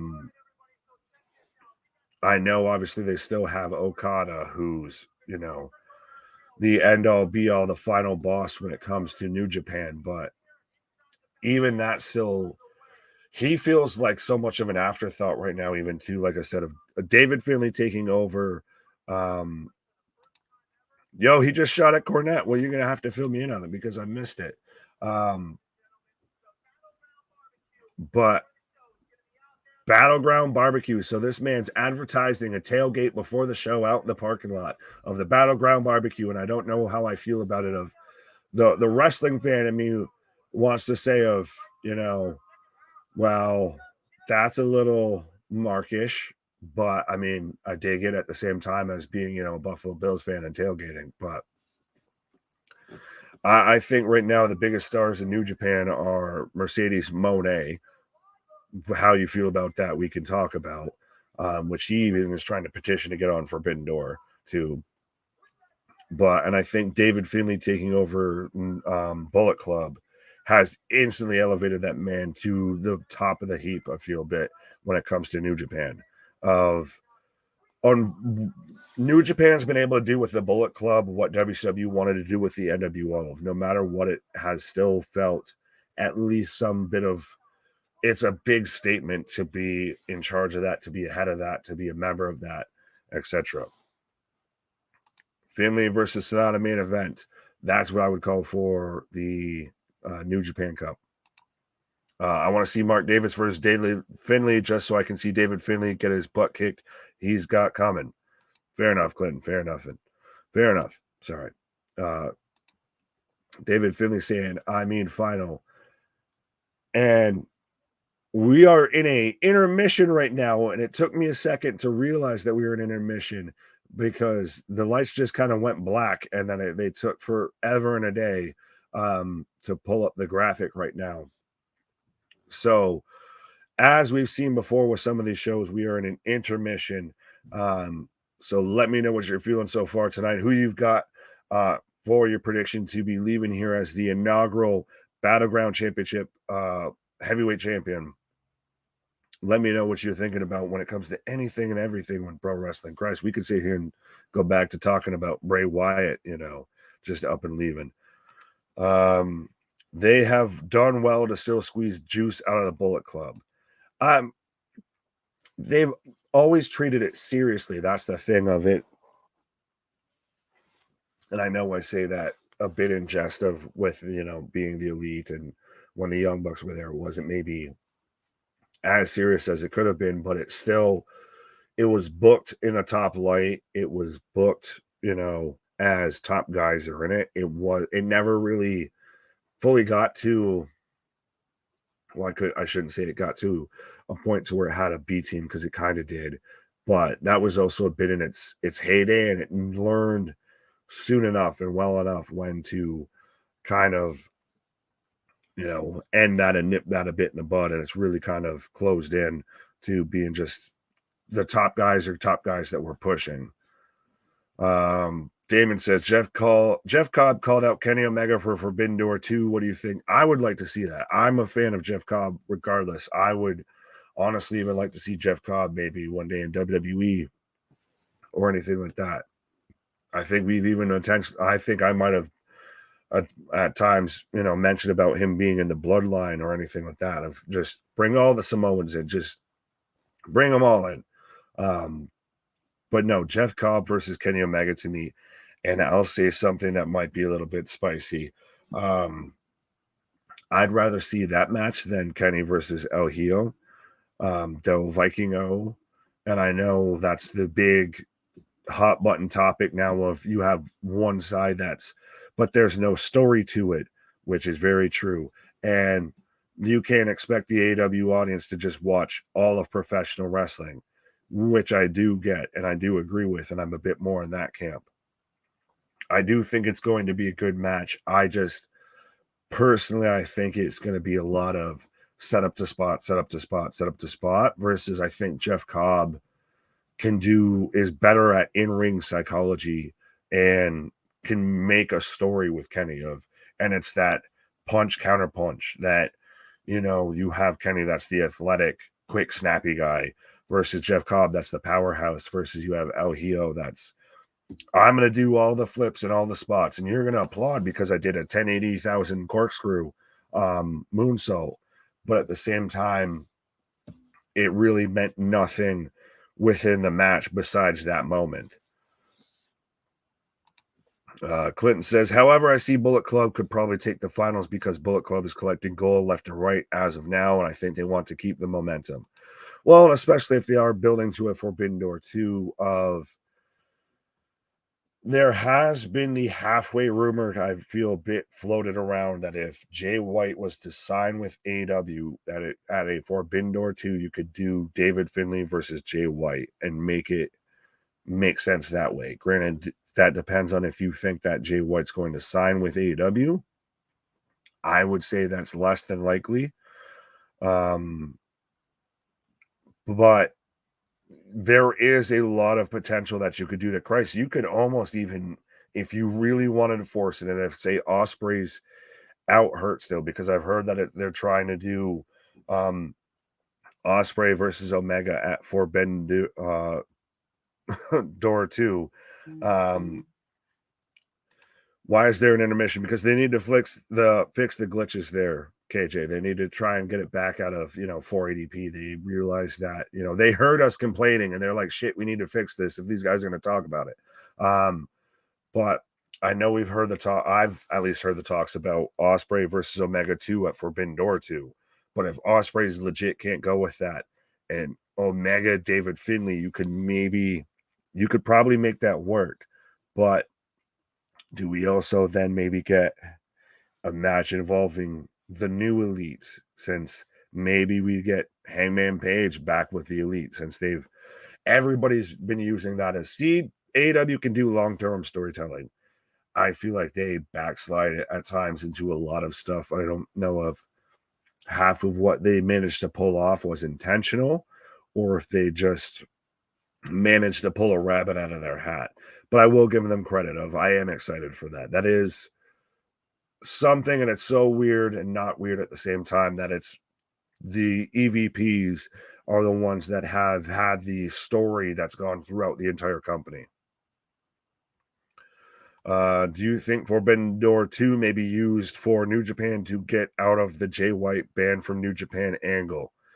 That would only happen, David, like I said, if Jay White signs with AEW. If he's gone to WWE, then there's no way that they do that, obviously. It would have to be Jay White sign with AEW, and you would really have to build, I think a story to that. You would have to almost have Jay White show up sooner rather than later in AEW to pull something off like that. I need some whiskey. What? And Monday Night Raw. What? On Monday. What? I'm drinking Sprite. What? Fair enough, Clay. I'm drinking rum and coke. What? Got the vitamins. What? Got the show on Intermission. What? Talking to you fine folks. What? We are the Wrestling for Life Network. What? Like, share, and subscribe. What? You know what to do. What?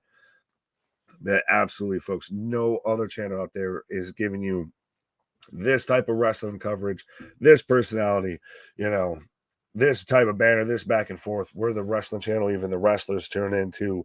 We're the wrestling channel, even the people in attendance tune into.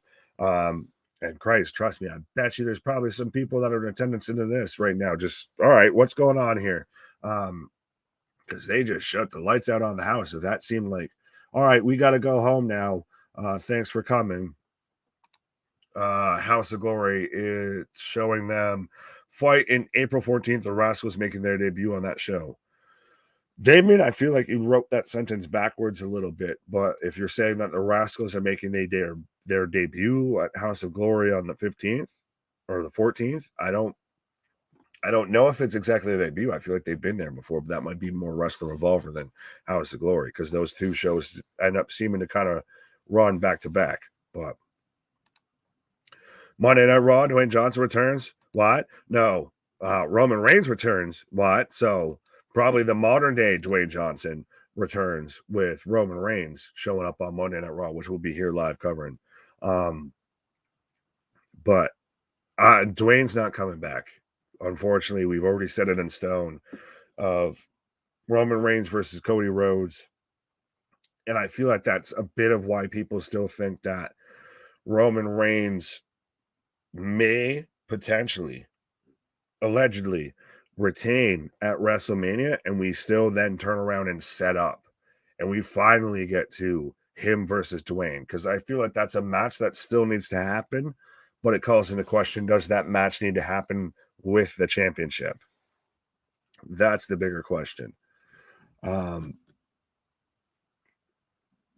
But so we are still in intermission, so we've got Brian Kendrick advancing to the finals, and then so the way that this tournament's looking out on my screen, we had Brian Kendrick and Rich Swann in the top bracket, and then Harry Smith and Matt Cardona in the bottom bracket. So that's why we got Kendrick versus Cardona. So unless somehow Lance Archer's the winner because his huevos don't hurt as much as Bully's, or we had a no contest, we're going to get Brian Kendrick versus Johnny Battleground, Johnny Mundo, Johnny Elite, Johnny Wrasslin, Johnny Nitro, John Morrison for the first ever Battleground Championship, heavyweight championship. That sounded redundant to say championship. But yeah, Cody Rhodes going to have his first SmackDown match in a very long time versus Kaiser. Just got announced for Friday Night SmackDown next week. Didn't he wrestle LA Knight on SmackDown, I feel? Or was that a Raw? I feel like Cody's had a match on SmackDown before that. I, again, could be mistaken, but for him to have also a match with Ludwig Kaiser, to me, doesn't make a ton of sense. Because we've already got Gunther and Imperium going after Drew and Sheamus because of the IC title triple threat. And speaking of unnecessary, was it really necessary for them to cut to the Cody shot backstage of him just looking there like a proud dad at KO and Sammy hugging it out? That they had to cut to him almost, with a tear in his eye and a twinkle in his heart about KO and Sammy hugging it out. You could have just let that moment breathe by itself, I feel, instead of instantly cutting to Cody. Now, I get they did that because we've got to take any bit of anything that people were waiting for, say Sammy, to go after Roman for the championship at Mania, that we've got to turn around and move all of that to Cody Rhodes. But when you have such a big moment, again, like what we had even a bit with the GCW moment with Masha and Nick Gage, for that to get kind of stuck behind a Cody moment. It just felt a little unnecessary, a little too overdone, I feel. I'm trying to read through these comments. Well, we are still in intermission. And like I said, now I got the split screen. There we go. Hello. Hi. Hi. My name is. What? My name is. What? You just keep saying what? Yeah. Well, you set me up too perfectly the first time. Beautiful. God damn. What? Why is there an intermission I understand deathmatch wrestling having intermissions because they got to clear up the carnage, but what is this? I told you they're either fixing the glitches or they're saying, go buy merch, go to the snack stand, go take a pause for the cause. Right. I get it. It's tournament format, so maybe that's part of it tonight, but yeah, you didn't have a filler match you could have thrown in there. You don't have there's still other matches advertised. Yeah, you could have given us one of those. You couldn't have given us Camille versus Vita Von Star, which was advertised, or Ray Jazz versus Facade, which was advertised. Christ, you could have saved Alpha Jr. versus Wrecking Ball Legursky for this right now. Wrecking Ball Legursky. There you go. I called him Bowling Ball earlier. It's not good. I came in like a bowling ball. Legursky. Has anyone seen Legursky? Farva.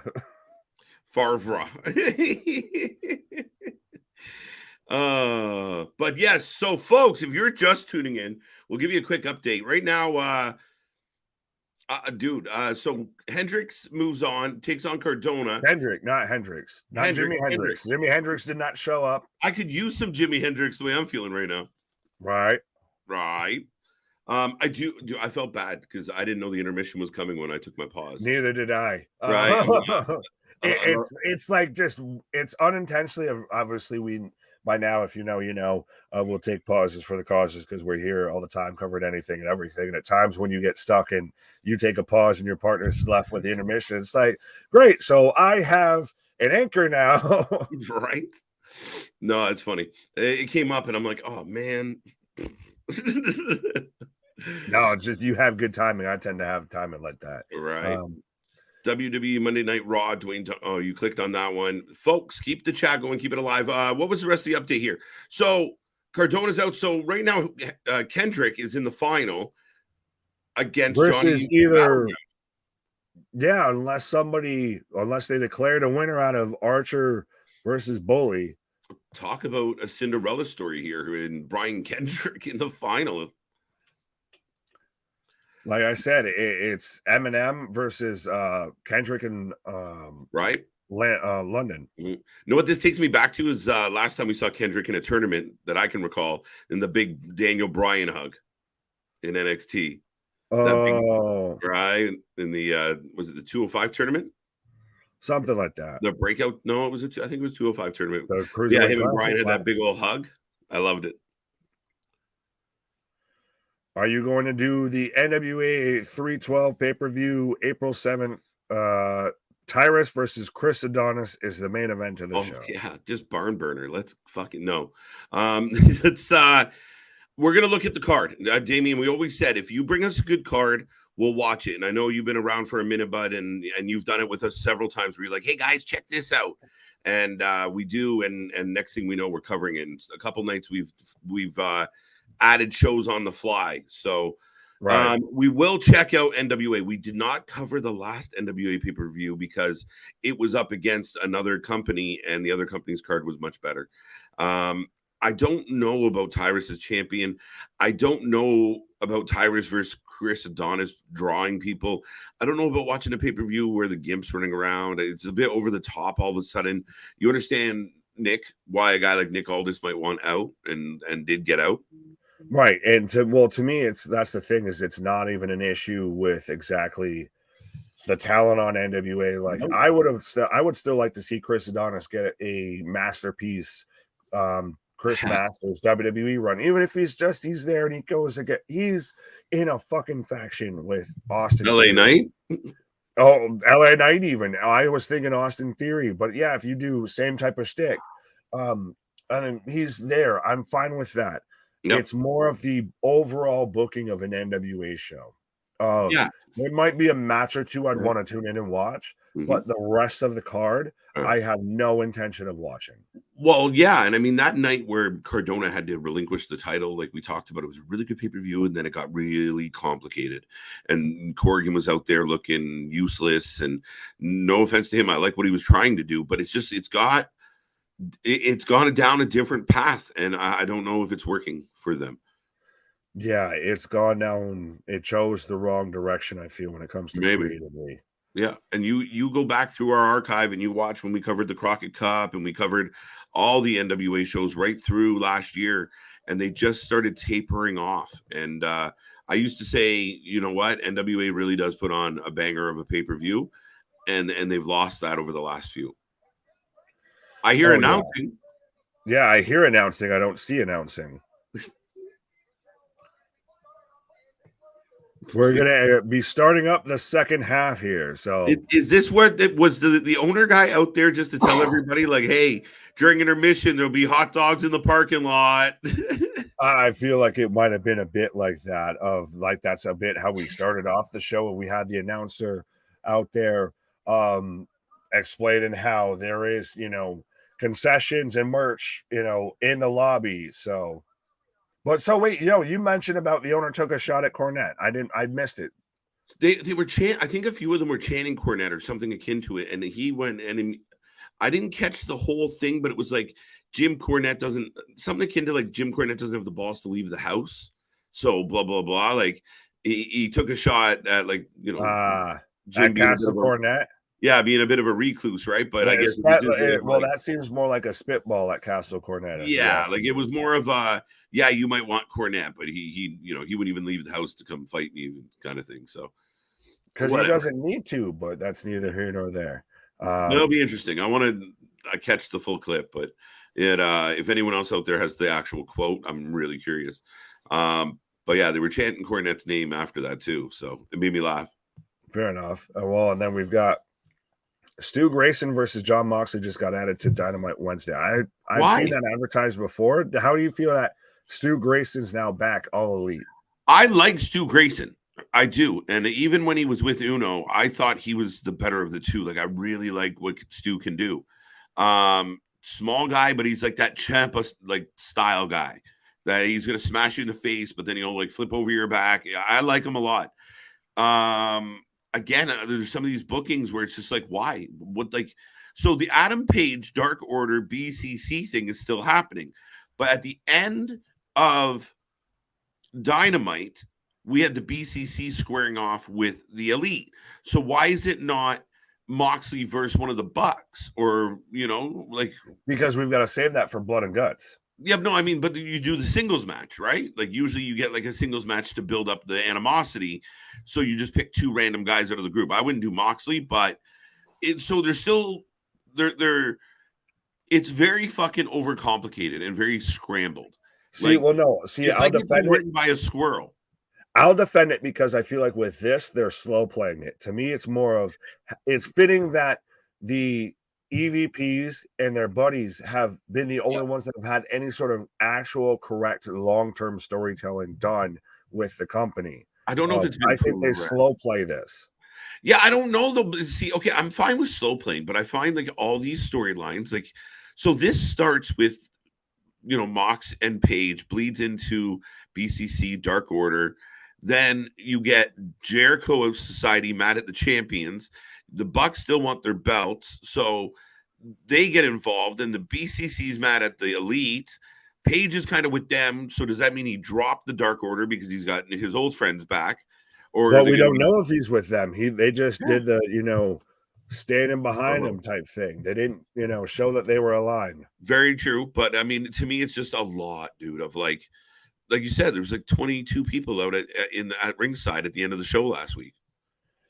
Yeah, we don't know how to fit everybody on TV, so you can all just be at ringside. Just everyone go, go, go, go. He's like the fucking army captain. Well, you had two trios. You had a trios match and the show. Yep. And then you had two other trios involved in the match. Yeah, it's really intriguing. Oh, so the announcer lied. We're still not getting back to the bullshit. Well, no, he just popped on to say just about that time. Oh, So he's back. Yeah, the owner guy, dude. Like, Jesus, giant beaver. What are you doing? He was like, baby, baby, baby. He's passionate. I mean, someone out there might be able to tell me what the owner's name is, but he's passionate. I can't remember right now. But dude, every time he grabs the mic, tonight he was screaming about hot dogs and fucking hamburgers, and he was thrilled. Yeah, well, he was going to have a cookout, and he was setting up a Bully Ray versus Cardona, and the losers banned from the BCW arena for life. That's interesting. I think he's talking about. No, I think the banning is Gun interesting. Club versus Top Flight. What? No, I'm saying about. I was responding to the comment. Yeah. No, absolutely. I'm not looking forward to the Gun Club. No, I'm not looking forward to it either. I think that's the first match that Damon said he's not looking forward to. Yeah. Mark that down in history. March 18th, ladies and gentlemen. The first time Damien wasn't looking towards something. So, the leader of the Hopium tribe has stepped down. Yeah, right? I mean, that speaks volumes. That match might be good. We'll see. I'm not sold. I don't understand why the Ass Boys have the belt. I really don't. I don't get it. They should have never gone over FTR's contract still ends in April. But if that, so I ask you, like, is it a mistake? Like, is it a risk? Is it a bad move if you don't know you have FTR locked down long term to continue to roll them out there where they can just leave? Ray Jazz. Yeah. The good Paisan showing the up. New Jersey veteran. Well, like I said, he's been doing the FBI on Battle Club and on MLW with Nunzio. But you said bad decision and Tony Khan in the same sentence and expected that to not just be yes. Is it a bad look if he lets them wrestle for 4 weeks, even if they go under, and then they just up and leave? So Ray Jazz, by the way, instantly going at what's with these. Did I miss something with these two fans? Because the owner counted that, like, pointed them out. I thought it was Enzo Amore. Well, no, it's just like two dudes in the corner, and he's doing the full. Yeah. You know, if you're Italian, you know. But no, like I said, even the owner called them out, etc. Ray Jazz for the win. That's who I'm taking. You're gonna take. I'll go against. I gotta stick with the Paisan. You really expect? Yeah, you're gonna go Paisan all the way. He's back in the corner, guys. I like. These are some of the volatile situations in these. But no, this is where you need Jacob Fatu to just show up. Like, I came in like a wrecking ball. Yeah, not Powerhouse Hobbs up there causing us ruckus. Facade. Oh, so now it's a triple threat. This is going to be exciting. Well, it's going to be the first wrestling we've gotten in about a half hour, so it should be. How is he not part of the goddamn Rascals here? He gives me amazing red vibes. He gives me Tom McDonald vibes. McDonald's. No, wait, what? No, what? Vitamins, what? Right? What? I'm curious because now you literally just sparked me off. I'm trying to figure out, is there anything on the, like, a McDonald's menu that you get in Canada that we don't get? Well, we talked about it, a little bit ago. We recently got a chicken Big Mac. Oh, yeah. No. You're the guinea pigs for shit. Yeah, I forgot that. We don't get that. Yeah, so 2 thin chicken patties on a sesame seed bun. Special sauce, lettuce, cheese, pickles, onions on a sesame seed bun. You know what? I really wanted to do that too. I was really looking forward to it, but for whatever reason, my brain couldn't comprehend without the 2 all beef patties. I needed the. Yeah, I know. I trust you. That's why I was stumbling and stammering through it. I was like, "Wait, what?" It could be. Oh, yeah. It will be. It will be. It's going to be a good match. How do you feel about what I said, to where I feel I'd rather see Jeff Cobb versus Kenny Omega than I would rather see El Hijo versus Kenny? Different styles, I think. I mean, I think this is right up Kenny's alley. It's going to be spot heavy. It should be a pretty good pace, and I think it's going to be exciting. I think you'll be cheering, buddy. And I think Kenny's going to go over. But it's interesting that goes without saying. But if I was the owner of a promotion, my champion losing on American national TV is not something I'm cool with. I don't give a fuck. Well, maybe it's a no contest. Maybe. But we've got Facade, Ray Jazz, and I missed the third entrance name. But so we've got a triple threat right now. And they lock up, but Facade's already kind of he just kind of dropped like a ton of bricks off that pole shot. Well, like I said, how is he not part of the Rascals? I feel he 100% fits in with them. Trey Miguel, Wesley. Yeah. Oh, we're ticking and talking. Full package.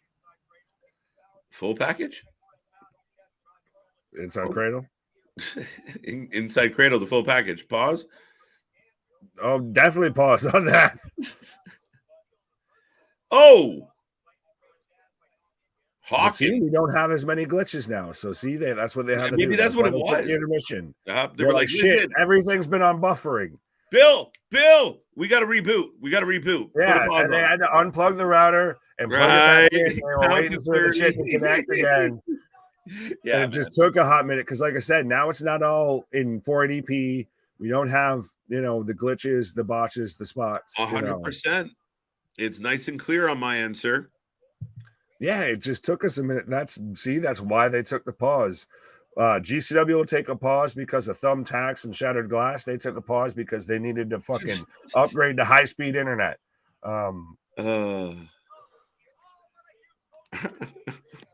Hi, guys. So much wrestling on at the moment. Battleground Wrestling and AEW house show on tonight, too. Yes, Rally. I know our homies over at the DWO are at the house show for AEW, and we're here covering Battleground Wrestling. So, see, we worldwide, we're covering anything and everything. The American Dream, Dusty Rhodes, baby. I don't know why I went Dusty with it. Oh, shit. Jazz just took out Hawkins, dude. Hawkins hit the big tope and then gets drilled by Ray. Okay. By Ray J. Hey, what do you say? J. Let's play with some clay. Hey, Riley. What's up? All right. So if you haven't made a prediction yet, we got a triple. Bro, that dude's haircut in the front row. I missed it. Why? I know in WWE you have one green hair guy or like green shirt guy. Hey, is that here now we've got two of them, and that one dude's haircut. Jesus Christ. That one dude is a big dude looking like he wants to go viral by punching somebody in the face. Like I said, not Powerhouse Hobbs. He looks like the guy. Do you remember like the wrestler that got knocked out in a scrap with a fan in a show like this? It was I just remember Jacob Fatu just coming in like the office linebacker and just taking out that fan that just decided I'm going to cross the guardrail. Yeah, here we go. Right. Well, Jazz walking down Facade, who hasn't had much impact in this match yet, folks. He's been down and out since the beginning. If you guys are feeling lazy, F for Facade, J for J, or what do I do? J for J. Smoke a J for J or Ray. And H for Hawkins. RJ. At this point, I feel like we've had LJ, we've had CJ, we've had KJ. I'm waiting for a fucking RJ. Right. Facade, I think, botched his move and just said, fuck it, I'm moving on. Do you see that? He jumped up on the railing. Oh, I know. I saw. He went for the springboard nothing. Yeah, and then he was just like, nah, fuck it. Not tonight. Not tonight. Oh, shit. Facade is having a rough evening. Oh, and into the crowd. Why didn't you shove him in a big homeboy there in the corner? Yeah, right? Shove him into the dude. Right, say you can have that. That evil one I'm mad at. Right? Catch me. Oh, catch me outside. How about that? RJ down. Hawkins going up. I like it. Come on, Paisan. Ray for the win. Good stuff. It's always good stuff, buddy. Yeah, it could be me. Could have been me. Good point, Jack. Wonder who's facing. There you go. They're losing. Ray J Whoever faces Adam Cole, they lose. Oh, there you go. How do you feel about them holding off Adam Cole's return until the 29th for this fucking, so it coincides with the launch of this? I feel like that's what that show is. I think it's realistically it's the Cole and Britt show, but they don't want to call it like, you know, Miz and Mrs. They're like, Tony ran out of clever ideas that he could call it. Like we can't call it, you know, DMD to the top. Like DMD to the top. The Cole DMD or right? No. Cole DMD. DMD, baby. I like that one. That's a shout. So they're helping Facade back in, and a fan helps him over the railing. Facade not having a good evening at all. Is that a fan or is that Sawyer Wreck? Because that goddamn woman just what's that Sawyer? Tall as shit. Sorry. I expect Sawyer Wreck actually. How you doing? Right? I think Sawyer Wreck actually might get a title shot at that GCW World title at some point. No, I need it to happen now. If we're gonna have a woman as the GCW World Champion and in honor of Nick Gage and all of that, Rina Yamashita to be the GCW Women's or the GCW World Champion. Rina 2 belts. I don't care. Give her all the belts. Give her all the belts. She's amazing. She really is. That's one person. That's one wrestler on, I guess, outside of the major two that I will fully mark out for him. Just give her all the belts. I don't care. Like all the belts. I do the weird, creepy, like Mark thing of like I'd be like awkward, like just to hug that woman and everything. Yep. Yeah, I would. I'm admitting it though. And then knowing is half the battle. Thank you, G.I. Joe. Facts. With a roll up for a 2 count. Oh, Facade looks like everybody's creator wrestler. He really does. Early 2000s. That was a fan of Jeff Hardy. Hondo P.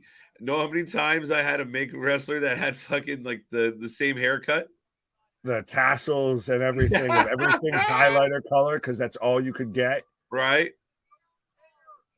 The neon. Oh, is he gonna do the Sabu? Oh shit! Yeah. Front flip off the chair. Oh, the Sabu shadow. All right, so Facade, who's had a rough night, gets a little bit of a shine here. Matt Cardona just got eliminated by Brian Kendricks. Yes. So excuse me while I kiss the sky. Dun, dun, dun. Again, hello, Dark. Would you like your match back? Yeah. Well, with this, I was just thinking of. So we've got the highlighterable, the day glowable. You know, the wait. What guy were you referring to with that? Facade after he was doing the I thought you were talking about Jay Global.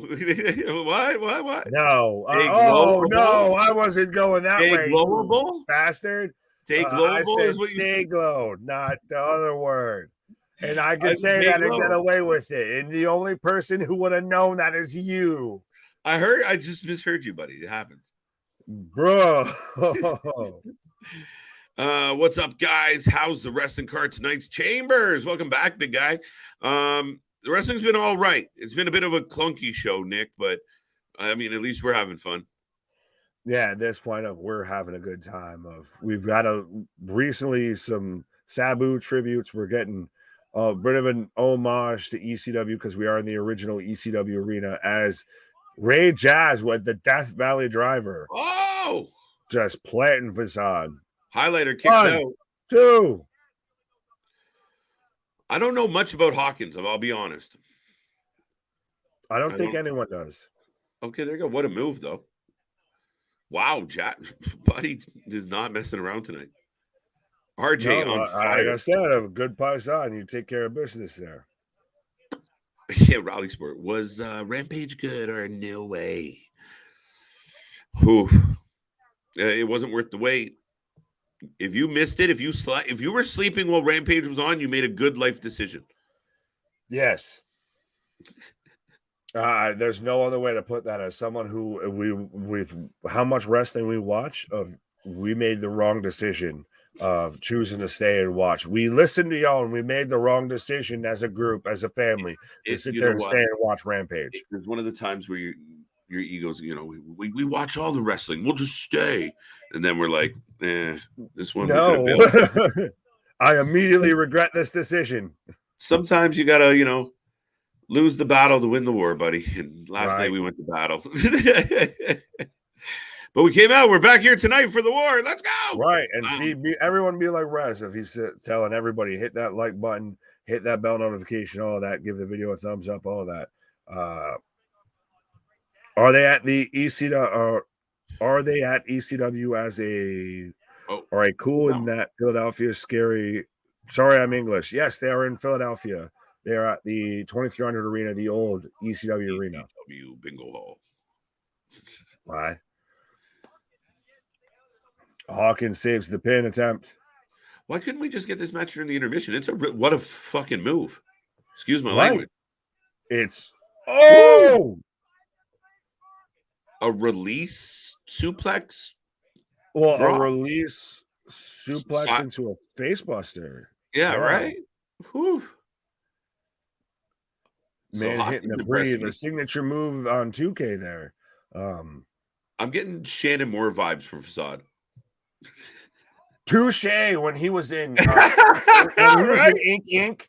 Yes, 100%. Right?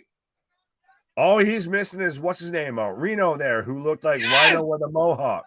I got the point on this one. What the no with the win. Facade out of left field. I thought he had a bit of a bumpy night, but he picks up the W. And I don't think RJ's happy about it, buddy. No, because he should have picked up the win. Ray Jazz 100%. Out here looking like fucking Jackie Aprile for those who watch The Sopranos. Right. But now we're gonna get the handshake here. The sign of respect. Oh. Is this when he pulls him in? Michael Corleone I knew it was you, Fredo. Oh, what the? So they were plants. Oh, well, wait, there's another I figured with how much they were giving him a shine and attention. Bro, dude's looking like a third grade math teacher coming out right now. Oh, the pulling him out with security. They made it look legit. I give them credit. Yeah. That's got to be, those have got to be plans. Right? The commentator's like, oh, don't ever jump into the rail, or don't ever do that. Don't jump the rail. So if it's not, I mean, they don't know who work it was. On them. If it is, then you've got to, cut away. Right. Facade sells one more time to the crowd and then rolls out. Yeah, so they're at least selling it as they have no idea who the character was. I like it. Well, that's the thing is when, like we've talked about, if this is a bit more of a, they try and bring like the all-star talent of who can we get to bring in for a show? You have to build in those, those homegrown storylines. Like we've even seen when we cover Wrestle Evolver or House of Glory. House of Glory especially tends to have homegrown built-in storylines. So RJ giving a little bit of love to the Neon Duo. Yeah, baby. Let's go.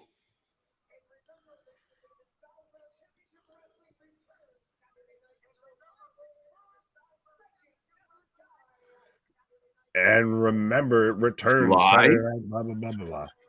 He just announced a show in July. Legends Never Die, July 1st. Right, because think about it though, the last one that they had was in 2022. Yeah, true story. We're into March. Fair enough. So they're trying to build momentum, I guess, but it's tough. Well, no, I don't think it's too terrible what they've done.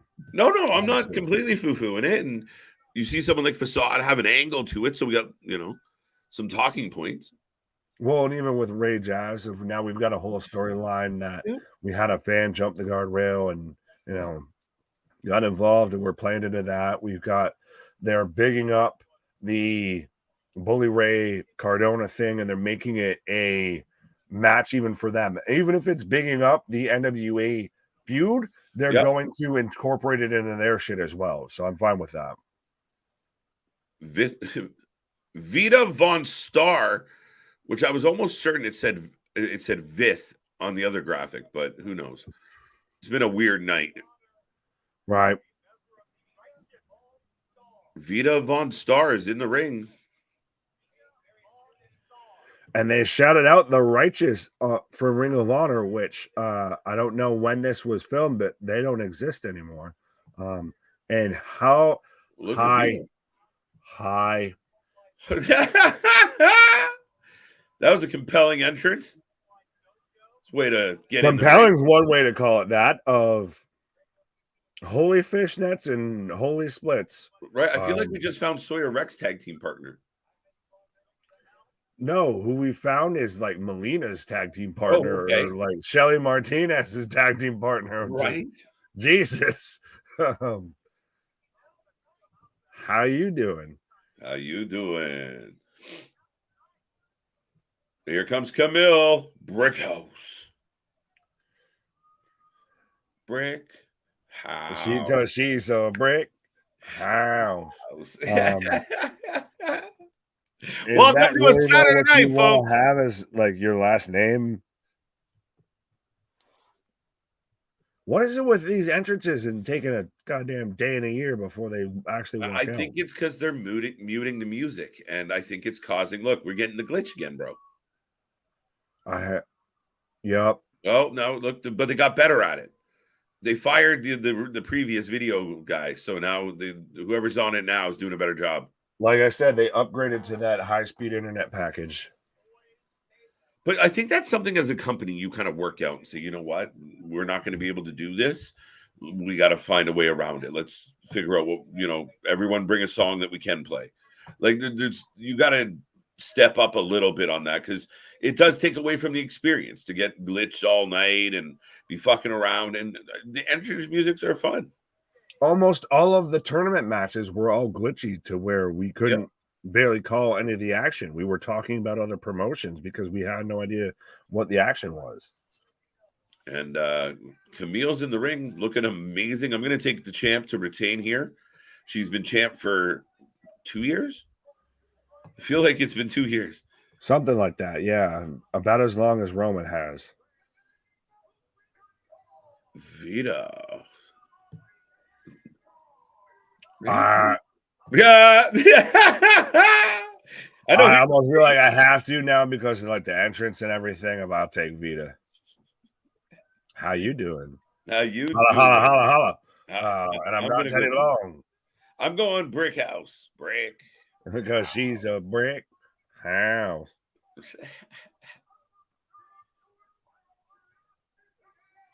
650 days. And I will say this. When Camille first got that belt, I was a little underwhelmed by her. Like I felt her a little green, a little clunky. I feel like she's really coming to her own. I mean, shit, she's been champion for 650 days. You'd almost have to, but she looks great. Like she's like walk her out on SmackDown and have her stand face to face with Charlotte. Giddy up. No, well, respect to Taya Valkyrie, who just became all elite. Is True. The match not Jade versus Camille? But I feel like, did they do that once upon a time? But yeah, I agree. Yeah, let's totally. Even if it has happened, I'm totally in for that. Those are two people that are looking each other eye to eye. Yeah. I feel we're going to show what we can do this style of wrestling 100% of. Yeah. I feel respectfully, it puts a bit of ownership on them of you need to show us, like you need to have a good match based on what you two can do. But at the same time, they have same aura, same presence. Right. Like I said, they'd be staring each other dead in the eye. Yep. I like it. I like it. No, and I completely agree. I mean, there's a few and far between, but I think Camille's got the full package. And like I said, no matter what people want to say, if you are a champion of any organization, for the most part, for 650 days, it means something.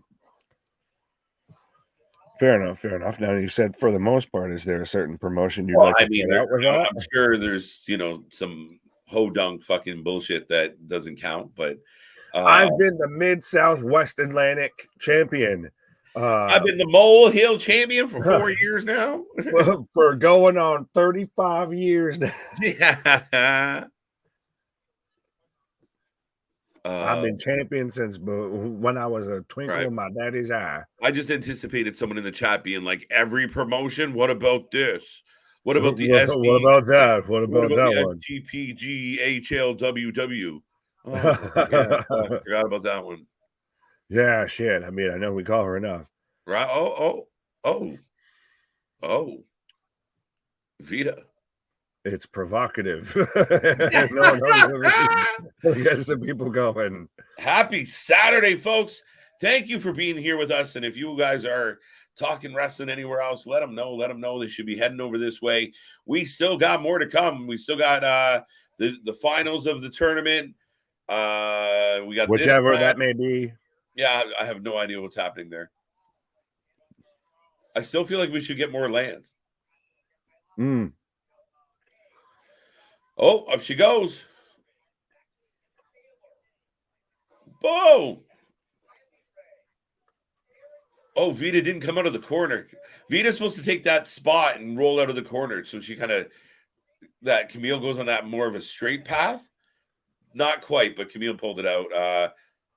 But big torpedo leading into the turnbuckle, the turnbuckle bomb. Oh, okay. You're like, all right, I'm going to refresh because I just got a 2 count there. Oh, shit.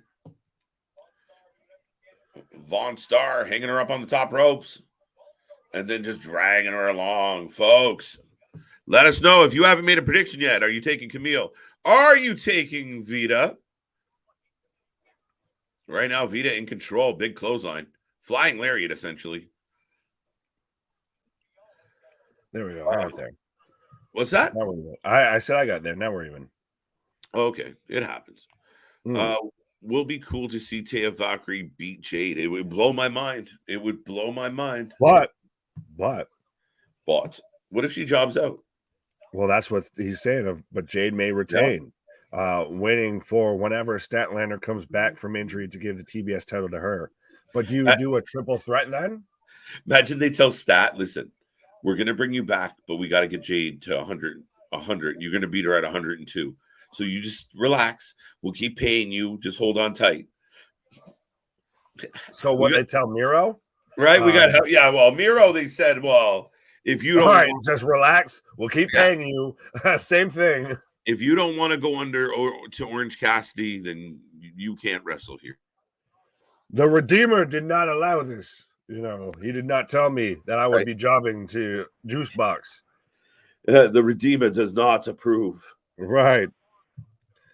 But no, I could see it even being a triple threat of Taya versus Statlander versus Cora, or Christ versus. Oh, and Christ. No. I almost said it again. Versus you mean Jade. Cora Blue? I backslid somehow into that of I was talking about Jade and I said Cora Jade instead of Jade for Jade Cargill. Right? Cora Blue? Yeah. But I could see that being a triple threat. It could be, but you don't like the idea of Taya, Statlander, and Jade all in one match? Oh, them three? Yeah, sorry. I was focusing on Cora Blue. You had me completely. Yeah, you answered that. I mentioned someone you don't like it. It just soured you on it.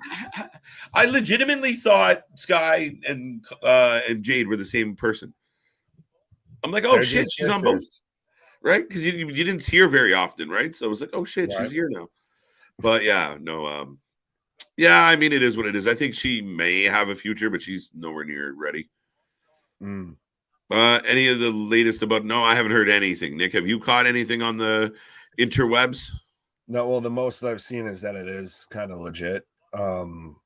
That's why, like I said, if they've thought about doing, they might be slow playing and long-term booking Osprey versus Omega 2 for Forbidden Door 2, but that's in part because Osprey's out right now with a shoulder injury. So yeah. Fair enough. I'm back. In the saddle again. I like it. Oh, Spear from Vita onto head scissors, Neil. Yeah. Dos. All right. The ladies having a good match. Crowd a little quiet for a small barn. Well, because that spot looks convoluted. I'm gonna sit here and let you just. That's the Trish Stratus spot, bro. Doesn't make it not convoluted then. What do you think of all the people that are like, oh my God, the Bellas left WWE? Oh my God. Like, are we just. Did we give a shit when they were in WWE? Thank you, my friend. So why do we give a shit now? It's the funniest thing, and they're giving these speeches like they're like very. It almost feels self-important. Well, it's the Bellas.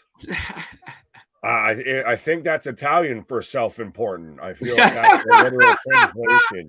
If it means mark for thyself, is the translation. I like that, buddy. Camille just literally gets hooked up in the submission. The Tarantula, and used. Wow, Vita's head as a battering ram to get out of it. It was quite the visual. Oh, and they do the double hair pull spot, like the double cross body spot. But yeah, no, I like it. Realistically, if we weren't in the state of wrestling news to where everything's got to be hyper reported, does anyone give a rat's ass what the Bella Twins are doing? Nikki's been hosting XYZ talk show and everything like that, or game show. She's got a show on Spike and all that, and no one's giving a goddamn about it. And then she changes her last name back from Bella to Garcia. And oh my God, what does it mean? Fuck and all, which is the same thing the night before. You know, truthfully, I mean, I welcome them to sign with AEW. It would be the AEW-ist of AEW signings. I know that they've already said on record that it wasn't going to happen, but when you've got like the outcasts instead of the outsiders, you know, stay golden pony boy instead of it's, you know, stay spray painting Saraya. That it's the AEW-ist of AEW things to do with you're getting buzz for all of 10 seconds. So here, I'll pay you, you know, X amount of money to show up on my show, way more past your point of relevancy. Right. Huge. Just so I can pop up ratings for a week. Yeah, well, here's the thing. Like, I think if I was in that position and I'm bringing in a new talent, would you not want to sit down and go, okay, what does the next 6 months look like? And have a really solid plan of how you're going to at least run the first half a year, if not full year, of their, you know, the money you're spending on this particular person. Yeah. But Tony's got more money to burn of. That's why he's got a roster of, you know, Infinity and One people. Damian taking Camille. This is match of the night so far. I would not agree with that. It's been really good though, Nick, truthfully. Maybe not match of the night, but it's been, I mean, we've had some shit matches. That's the problem. That's the thing, is it's slim pickings, so you might not be. Yeah, it might be the runner-up right now, but I mean, I'm really liking this match. Steven saying picking Brickhouse for the win. Name is cool. Brick. Well, that's about as much of a reason as why I'm picking Vita. Because look at Vita. What is this? Dude, this one's free. Hey, how you? Hi. Timeout. Bro, I know we had the Playgirl, the Playboy fucking penthouse shit beforehand, but goddamn. How you doing? Wow, it's over. No, she kicked out. Did that turnbuckle shit not make her look dumb as fuck? Excuse my language. But did she not look really stupid for going upside down like that just to get walloped? Yeah, it just looked like, Look what I can it do. looked like that, like a mating call type thing Right? of like, let me just, turn upside down and I'll kick my legs. And that'll act like some, defense mechanism of you'll be impressed by how big and bad I look and you'll run away. Right? Look what I can do. Plus the torture rack, and I know, shout out Lex Luger, but does it not look like the stupidest fucking move in professional wrestling that's ever been a finisher? You're like, bro, why are you shaking me? Are you going to do a move? It's literally just, Now what? she I'm not a 2-liter of soda. I'm not going to fucking spontaneously combust because you shook me up. And she spins it into the X Factor there, but I mean, yeah, when they're up there, it's why I don't like fucking the helicopter that much. I mean, it's fun once in a while, like all right, that's kind of cute, but like guys like Jericho tapping out to the helicopter, come on now.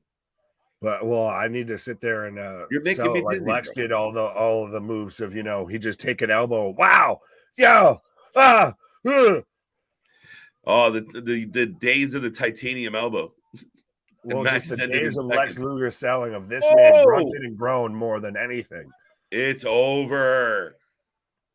Listen, one of the spear.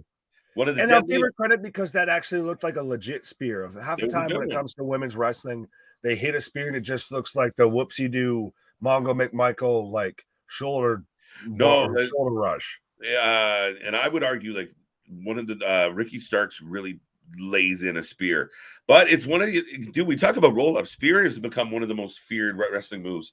A lot of people do it, and it's generally a finisher. Like it generally ends things. It's so weird that the spear has become a finishing move, right? Yet Sweet Chin Music, the super kick, which was a finishing move, is now just a transition move. It's not. Yeah, it used to be reversed, right? I feel like you and I grew up in an age of like the power bomb, the DDT. It was impact moves ended matches, right? The Doomsday device. You had like that's what separated. Like you had the Bret Hart would finish a match with a sharpshooter, but they also had the heart attack, right? Like, well, and even then, you only had a few guys that did submission moves, and the big impact moves looked like moves that you literally wouldn't kick out of because of what they did throughout wrestling. Like, just remember and just go back and watch the Nitro in Atlanta to where like Goldberg gets Hogan up with a spear, the jackhammer, Christ, the whole little taunts even that Goldberg would do after hitting the spear was still a transition move then. Yeah. But it seemed so impactful. Oh, yeah. And now the high impact moves are just spot to the next spot, to the next spot, to the next spot. Is there anybody in wrestling right now that has a setup for their finisher like that, where they hit it like a move and then it's the end, like hits the big spear and the crowd goes bananas because they know it means it's death. And then when he would hook someone for the jackhammer and he'd throw the finger up in the air, the place would come unglued. Right. There's nobody in wrestling that builds equivalent, I would say, honestly, is Roman. Well, yeah, fair enough. With the ooh-ah. Yeah. You set up for the Superman punch. That's the closest you will get to that, I would say. Yeah, see, I think that's the shit they're missing, right? Like, and people can say what they want, but it's that audience participation. Like, I mean, we still get Judas sung at every show, whether I shit on Jericho or not. Everyone's gonna sing fucking Judas everywhere he goes, and it's good for business, right? Well, Nick pointing out modern wrestling is all about multiple false finishes now. Unfortunately, yeah, that is true.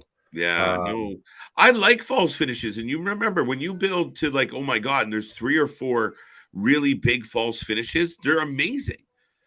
It's all how you deliver them. I love a good false finish, but it works within how you're going to tell the story. Yes. And when it's obvious it's a false finish, well, they're not going to fucking get pinned on this. You're wasting them. Well, it's also how you book throughout a whole night of we've been there of like it was Revolution of when you have the Texas Death Match. And then after that, you're still going to have the 1 hour Iron Man match of you're having stuff earlier in the show that's taking away moments from the main event. So we're getting the championship match right now. And boy, howdy, I know we only saw it briefly during the kind of pre-show, but it looks like a boxing championship to me. It looks a little bit like we were trying to say of it. Looks like I feel a bit of like the yellow IC belt, except it's green. So I think boxing title. Yeah, it looks very boxing-ish. Well, go ahead. I'm wondering, I kind of feel like I'm going to take Johnny Battleground on this. I feel like I called this. No, I'm saying of just that's unfortunately where we ended up here. It's weird statement, but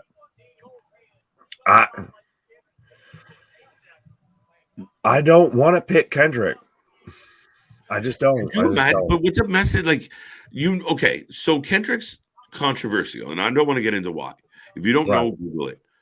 Is it interesting for a company to put the belt on Kendrick as their first ever champion? To have when you had guys like Bully Ray and Lance Archer, etc. You had Rich Swann in this tournament.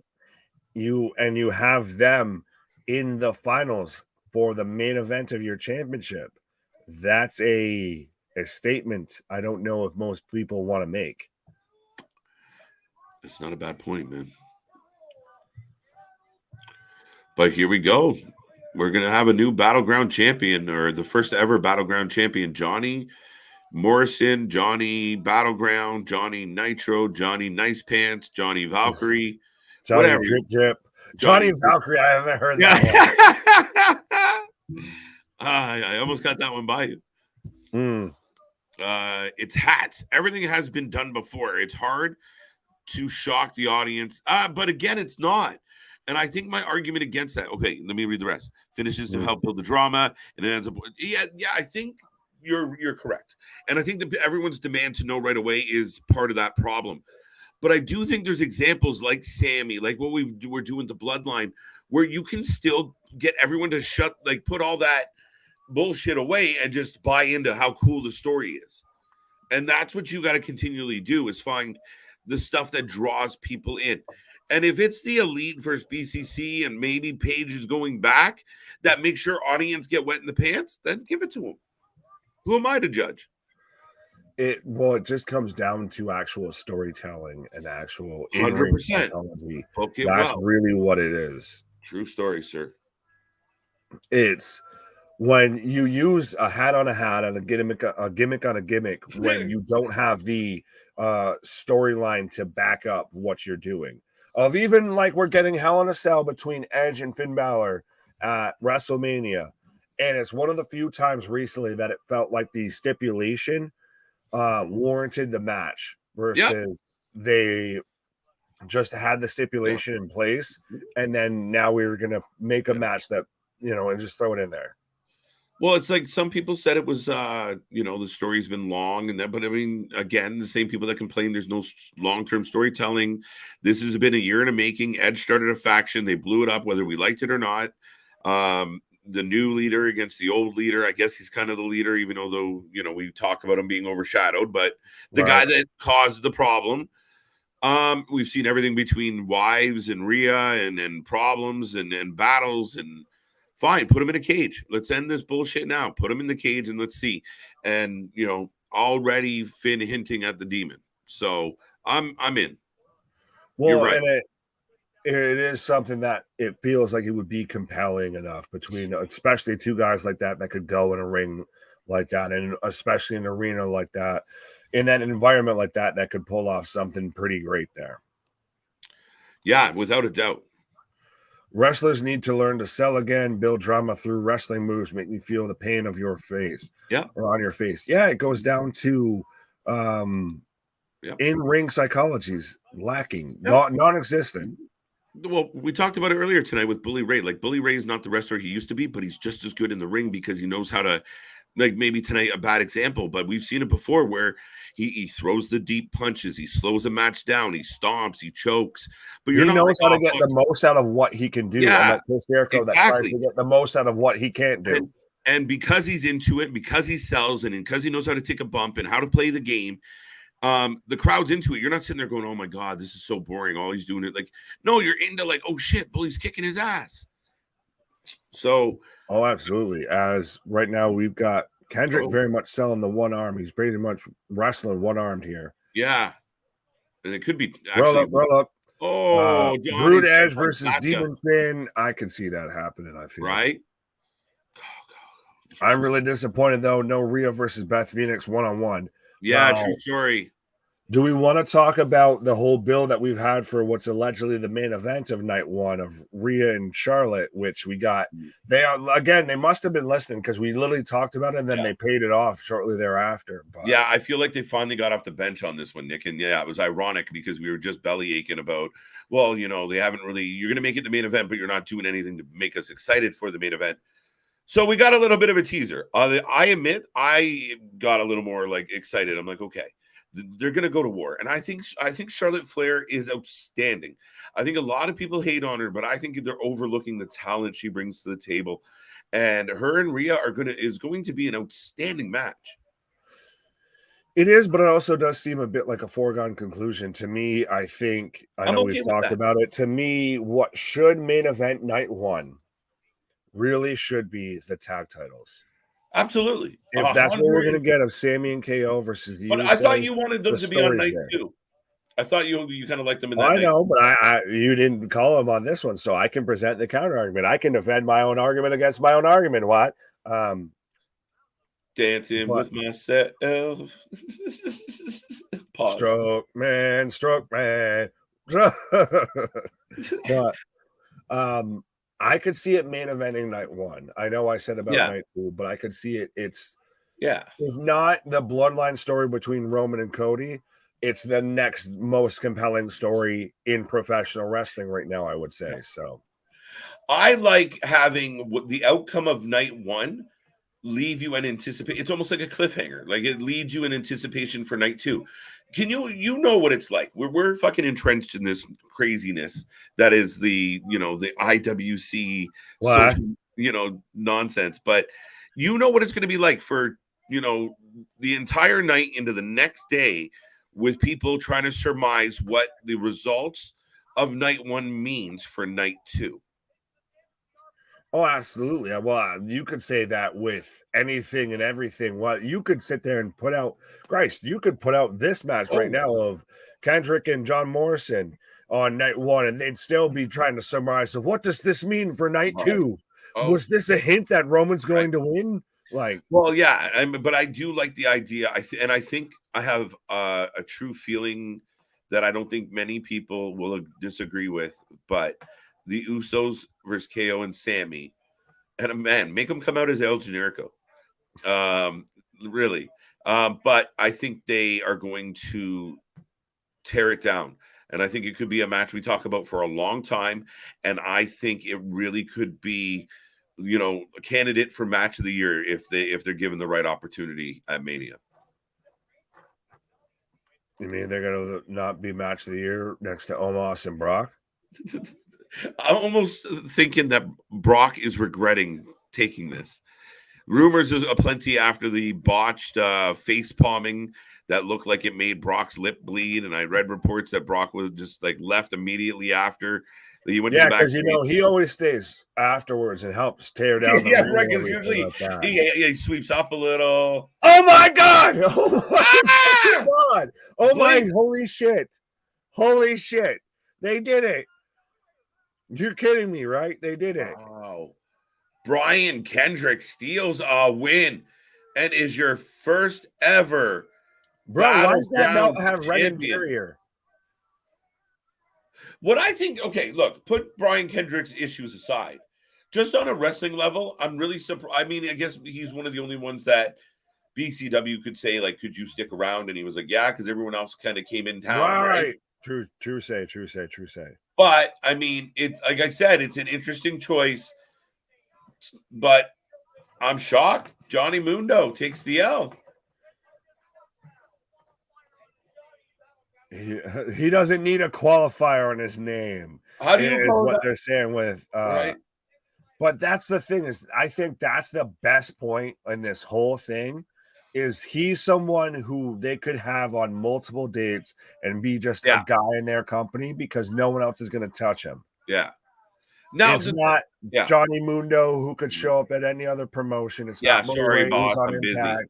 It's not Cardona who's here, there, and everywhere. Yeah. I'm busy, and you're fourth on the pecking list of who I want to go hang out with. Exactly. You're offering me this much money when that company's offering that and that. So I'll get to you when I get to you. Right. Now, I mean, it's interesting. Yeah, shit, man. I'm a little surprised. With the names on the card, I thought they were going to hot shot it a bit and we get Bully Ray or somebody the champion for a couple months, right? The only one who had worse odds to win the championship tonight, I would say, is Tony Nese, and Brian Kendrick pulls out the goddamn win. The 11th seed in the mid East. Yeah, literally the what is it? The FDA, like the FDU, the one that beat Purdue. Yeah. The 16 seed, and then proceeded to still win. Like, what in the name of March Madness happened here? Yeah, Brian Kendrick wins the tournament. How do you name a guy Johnny Battlefield or Battleground and then he doesn't win your belt? He's not. Well, he should get the names tattooed on his superlative after his name. Right? He should get the names tattooed on his back. Like every time he gets a new one, they back to like AJ, where he has his kids tattooed on his side right there. Nitro. It just go down his whole leg. It'd be like start at his cheek and just go all the way down. Right. Johnny Game Changer. All right. Yes, so Spanky is the face of BCW, and again, Spanky. Yeah, amen. Silence within the sound of silence, because we can't play copyright music. And it's not even us, it's them. We don't know what copyright song they're playing, but they're not playing it. It sounds like Metallica. Am I the only one who picked Kendrick? I'm going to really go. Chambers, there's no way you picked Kendrick. We call that. I want proof. Man with a plan, Kendrick for the win. I'll give you that, Steven. You get winner, chicken dinner. You won the evening, I guess, with that one. Really? I pulled it up. See, like you said right there, picking man with a plan, Kendrick for the win. Okay. So we got the receipts. We checked the receipts. There you go. Good job, buddy. I gotta make a prediction champion belt. We'll just like random because I can switch the name on the belt and put it up in the corner. Yeah, we'll have to do that. But then we got to actually pay attention to what these people pick, and then just start, cheating the system. Honor system. We're on the buddy system, folks. Right, the code of honor system. If you need to I guess he is right. I guess he real is Johnny not tough enough. Right. He's not Johnny Survivor either. Voted March off early. Madness is real. The 15 seed won the trophy. Yeah, well, it hasn't ended yet, so let's not go fully there. We just watched it happen. The 15 seed just took the belt home. Well, and we've got very much thank you, have a good night from the announce team here.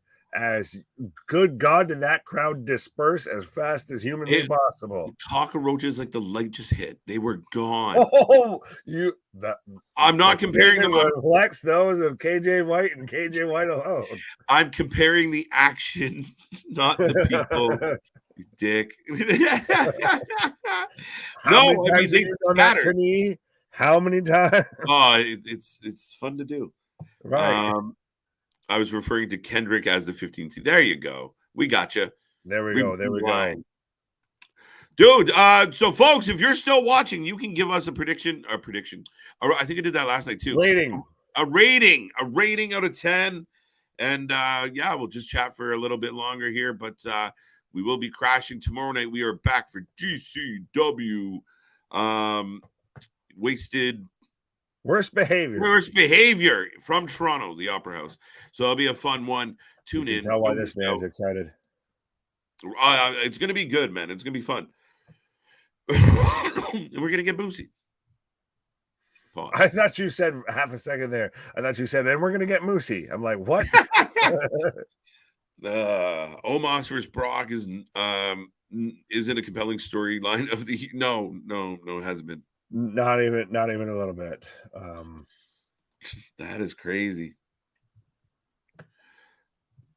I'm really right now looking through Fight, trying to see what else I can find. This man's. It's like it still feels kind of early, KJ. No, I'm not saying for us. I'm saying after the fact to watch while we talk. Like,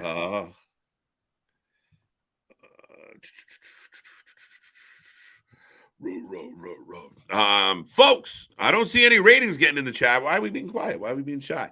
Battleground was all right, if you ask me. I enjoyed the vast majority of it. Lucha Libre World Cup. Who's on that? Oh Lord! Oh, it did 19 hours. Let's not say we did. How about that? Just picture KJ with the Excalibur mask on, and there you go. What? I don't know. I don't want to be watching that show. I feel like the inside of that mask smells like corned beef. Is that because of St. Patrick's Day? Oh shit! I never even did that. All right. Damian saying a 6.5. Steven asking who's wrestling tomorrow night on GCW. So I pulled up what I have so far of the card. We've got Matt Cardona versus Sexy Eddie, and that's sexy with 3 X's. Just if you were wondering. Right, in case you wanted to Google it. And we've got Masha Slamovich, the new reigning, defending, undisputed GCW heavyweight champion, versus Mike Bailey. We've got my girl Rina Yamashita versus Lufisto. But we've also got anticipated to appear Christian Blake, Tony Deppen, Gringo, Bussy, etc. So trying to figure out if Nick Gage is going to be there or not. There was some speculation. Now, rumor, well, we saw clips. He made it into Montreal, so good for him. But so whether legal or illegal, right? Though there's enough of that happening right now. Yeah, I mean 6.5, 7 for tonight. New York Rangers just shut out the Penguins 6-0. The Rangers are stacked. Yeah, Patrick Kane a little bit. Yeah, right. Battleground 2017 with Great Khali out of 10. That's a good rating, Rocco. I like it. I feel like it fits though with us of half the time of right. Like Christ on the XFL video that we did today. My defensive player of the week was the St. Louis Battlehawks fans, just because I saw that. Up. Yeah, that was cute. Right. Oh, thanks. Oh, you thought it was You're cute? adorable. Adorable. Oh, look at the little feller. 7 from Jason. I don't know if I want. I'm torn with this one. There was I didn't like the tournament because you kind of blew out the whole bottom bracket of the tournament with low blows. Yeah. So Cardona's out. Yeah. Well, we didn't get any. I'm really disappointed. No Bully Ray Lance Archer match. I'm gonna go 6. I'm going 5. 5. Wow. Nick couldn't wait. He couldn't wait to come over top. He was waiting to fucking play on that. No, as soon as you're like, I don't know if I could go 7, I was like, I already have an idea in my mind. I'm you're like, I'm here. It was a show that I'm fine with. It had the talent. You a little bit got what you expected. Well, unfortunately, what you expected out of it, with it being a show, an all-star cast that shows up, once in a blue moon, it feels like. But when you saw the lineup, you expected so much more. And Brian Kendrick as a champion, I get it makes sense because he's probably the only one that they could keep around. But when you have all those names, you can't have somebody show up and they win the championship and then they're there for another pay-per-view and that's where they drop the title. You can't do something like that. But if you're doing shows every 4 months, then maybe why not? Yeah. Maybe they think because in 4 months, who they have the title on might be signed to another promotion. Fair enough. And ain't nobody signing Brian Kendrick. Yeah, you know what? I think I have to augment and go a little bit lower. I might have to come meet you down at that 5 after listening to some of the. Oh wow! So see, I'm selling you. You're Ebenezer Saturday here. Ebenezer Snooge. No, you're right in the sense of I didn't take into account the technical errors. It was really kind of those the intermission, right? An intermission for no reason. I think there's no excuse to have that intermission. You can put a match in there, and if people want to go piss during that match, so be it. They had to fix the glitch. Right? They had to reboot the system. Right. They had to unplug the fucking modem and then, restart everything. That's what it was. That's what it came down to. Right. Team Canada, Josh Alexander, PCO Vampiro versus Team Europe versus Team United States. This is the World Cup of Men's Tournament. Where? What? Like, specifically what? Name the promotion, and Vampiro is like one of the top guys that you could get to represent your country. Like, I don't even know. Yeah, I don't know if I don't think we'd go Vampiro. PCO I'm okay with. Alexander I'm okay with, but I don't know. Sorry, Vampy. Yeah. Yeah, no. Impact pay-per-view should be Good Friday. The next two Impact pay-per-views should be stellar. Absolutely. So, my opinion, both King and Queen in the ring should be next number one contenders to the main title. Come on, Papa H, do it right. Yeah, but it also depends. They're going to be doing it in Riyadh, Saudi Arabia, I believe. Yeah, I found that kind of interesting. They've got to give them some sort of shows for the money that they're paying. How do you feel about 2 Fatal 4-Way tag matches replacing the Andre? And keep in mind, care about what did they do with the Andre? Nothing. It became meaningless, right? So we traded nothing for nothing. So where's the loss? Do you think we could get 2 surprise decent matches? I think you'll get a better match than the Andre of someone show me a good Andre the Giant Memorial Battle Royal. That wasn't purely fucking gimmicked up and stupid. That wasn't literally just for a moment. Like Braun throwing out SNL host does not count. True story. So yeah, okay. I can be swayed on that one. I don't hate where you're coming from. I'd rather, and if that's how, that's how they're going to fit Ronda and Shayna allegedly on the card. Yeah, so, I mean, I'm fine with that.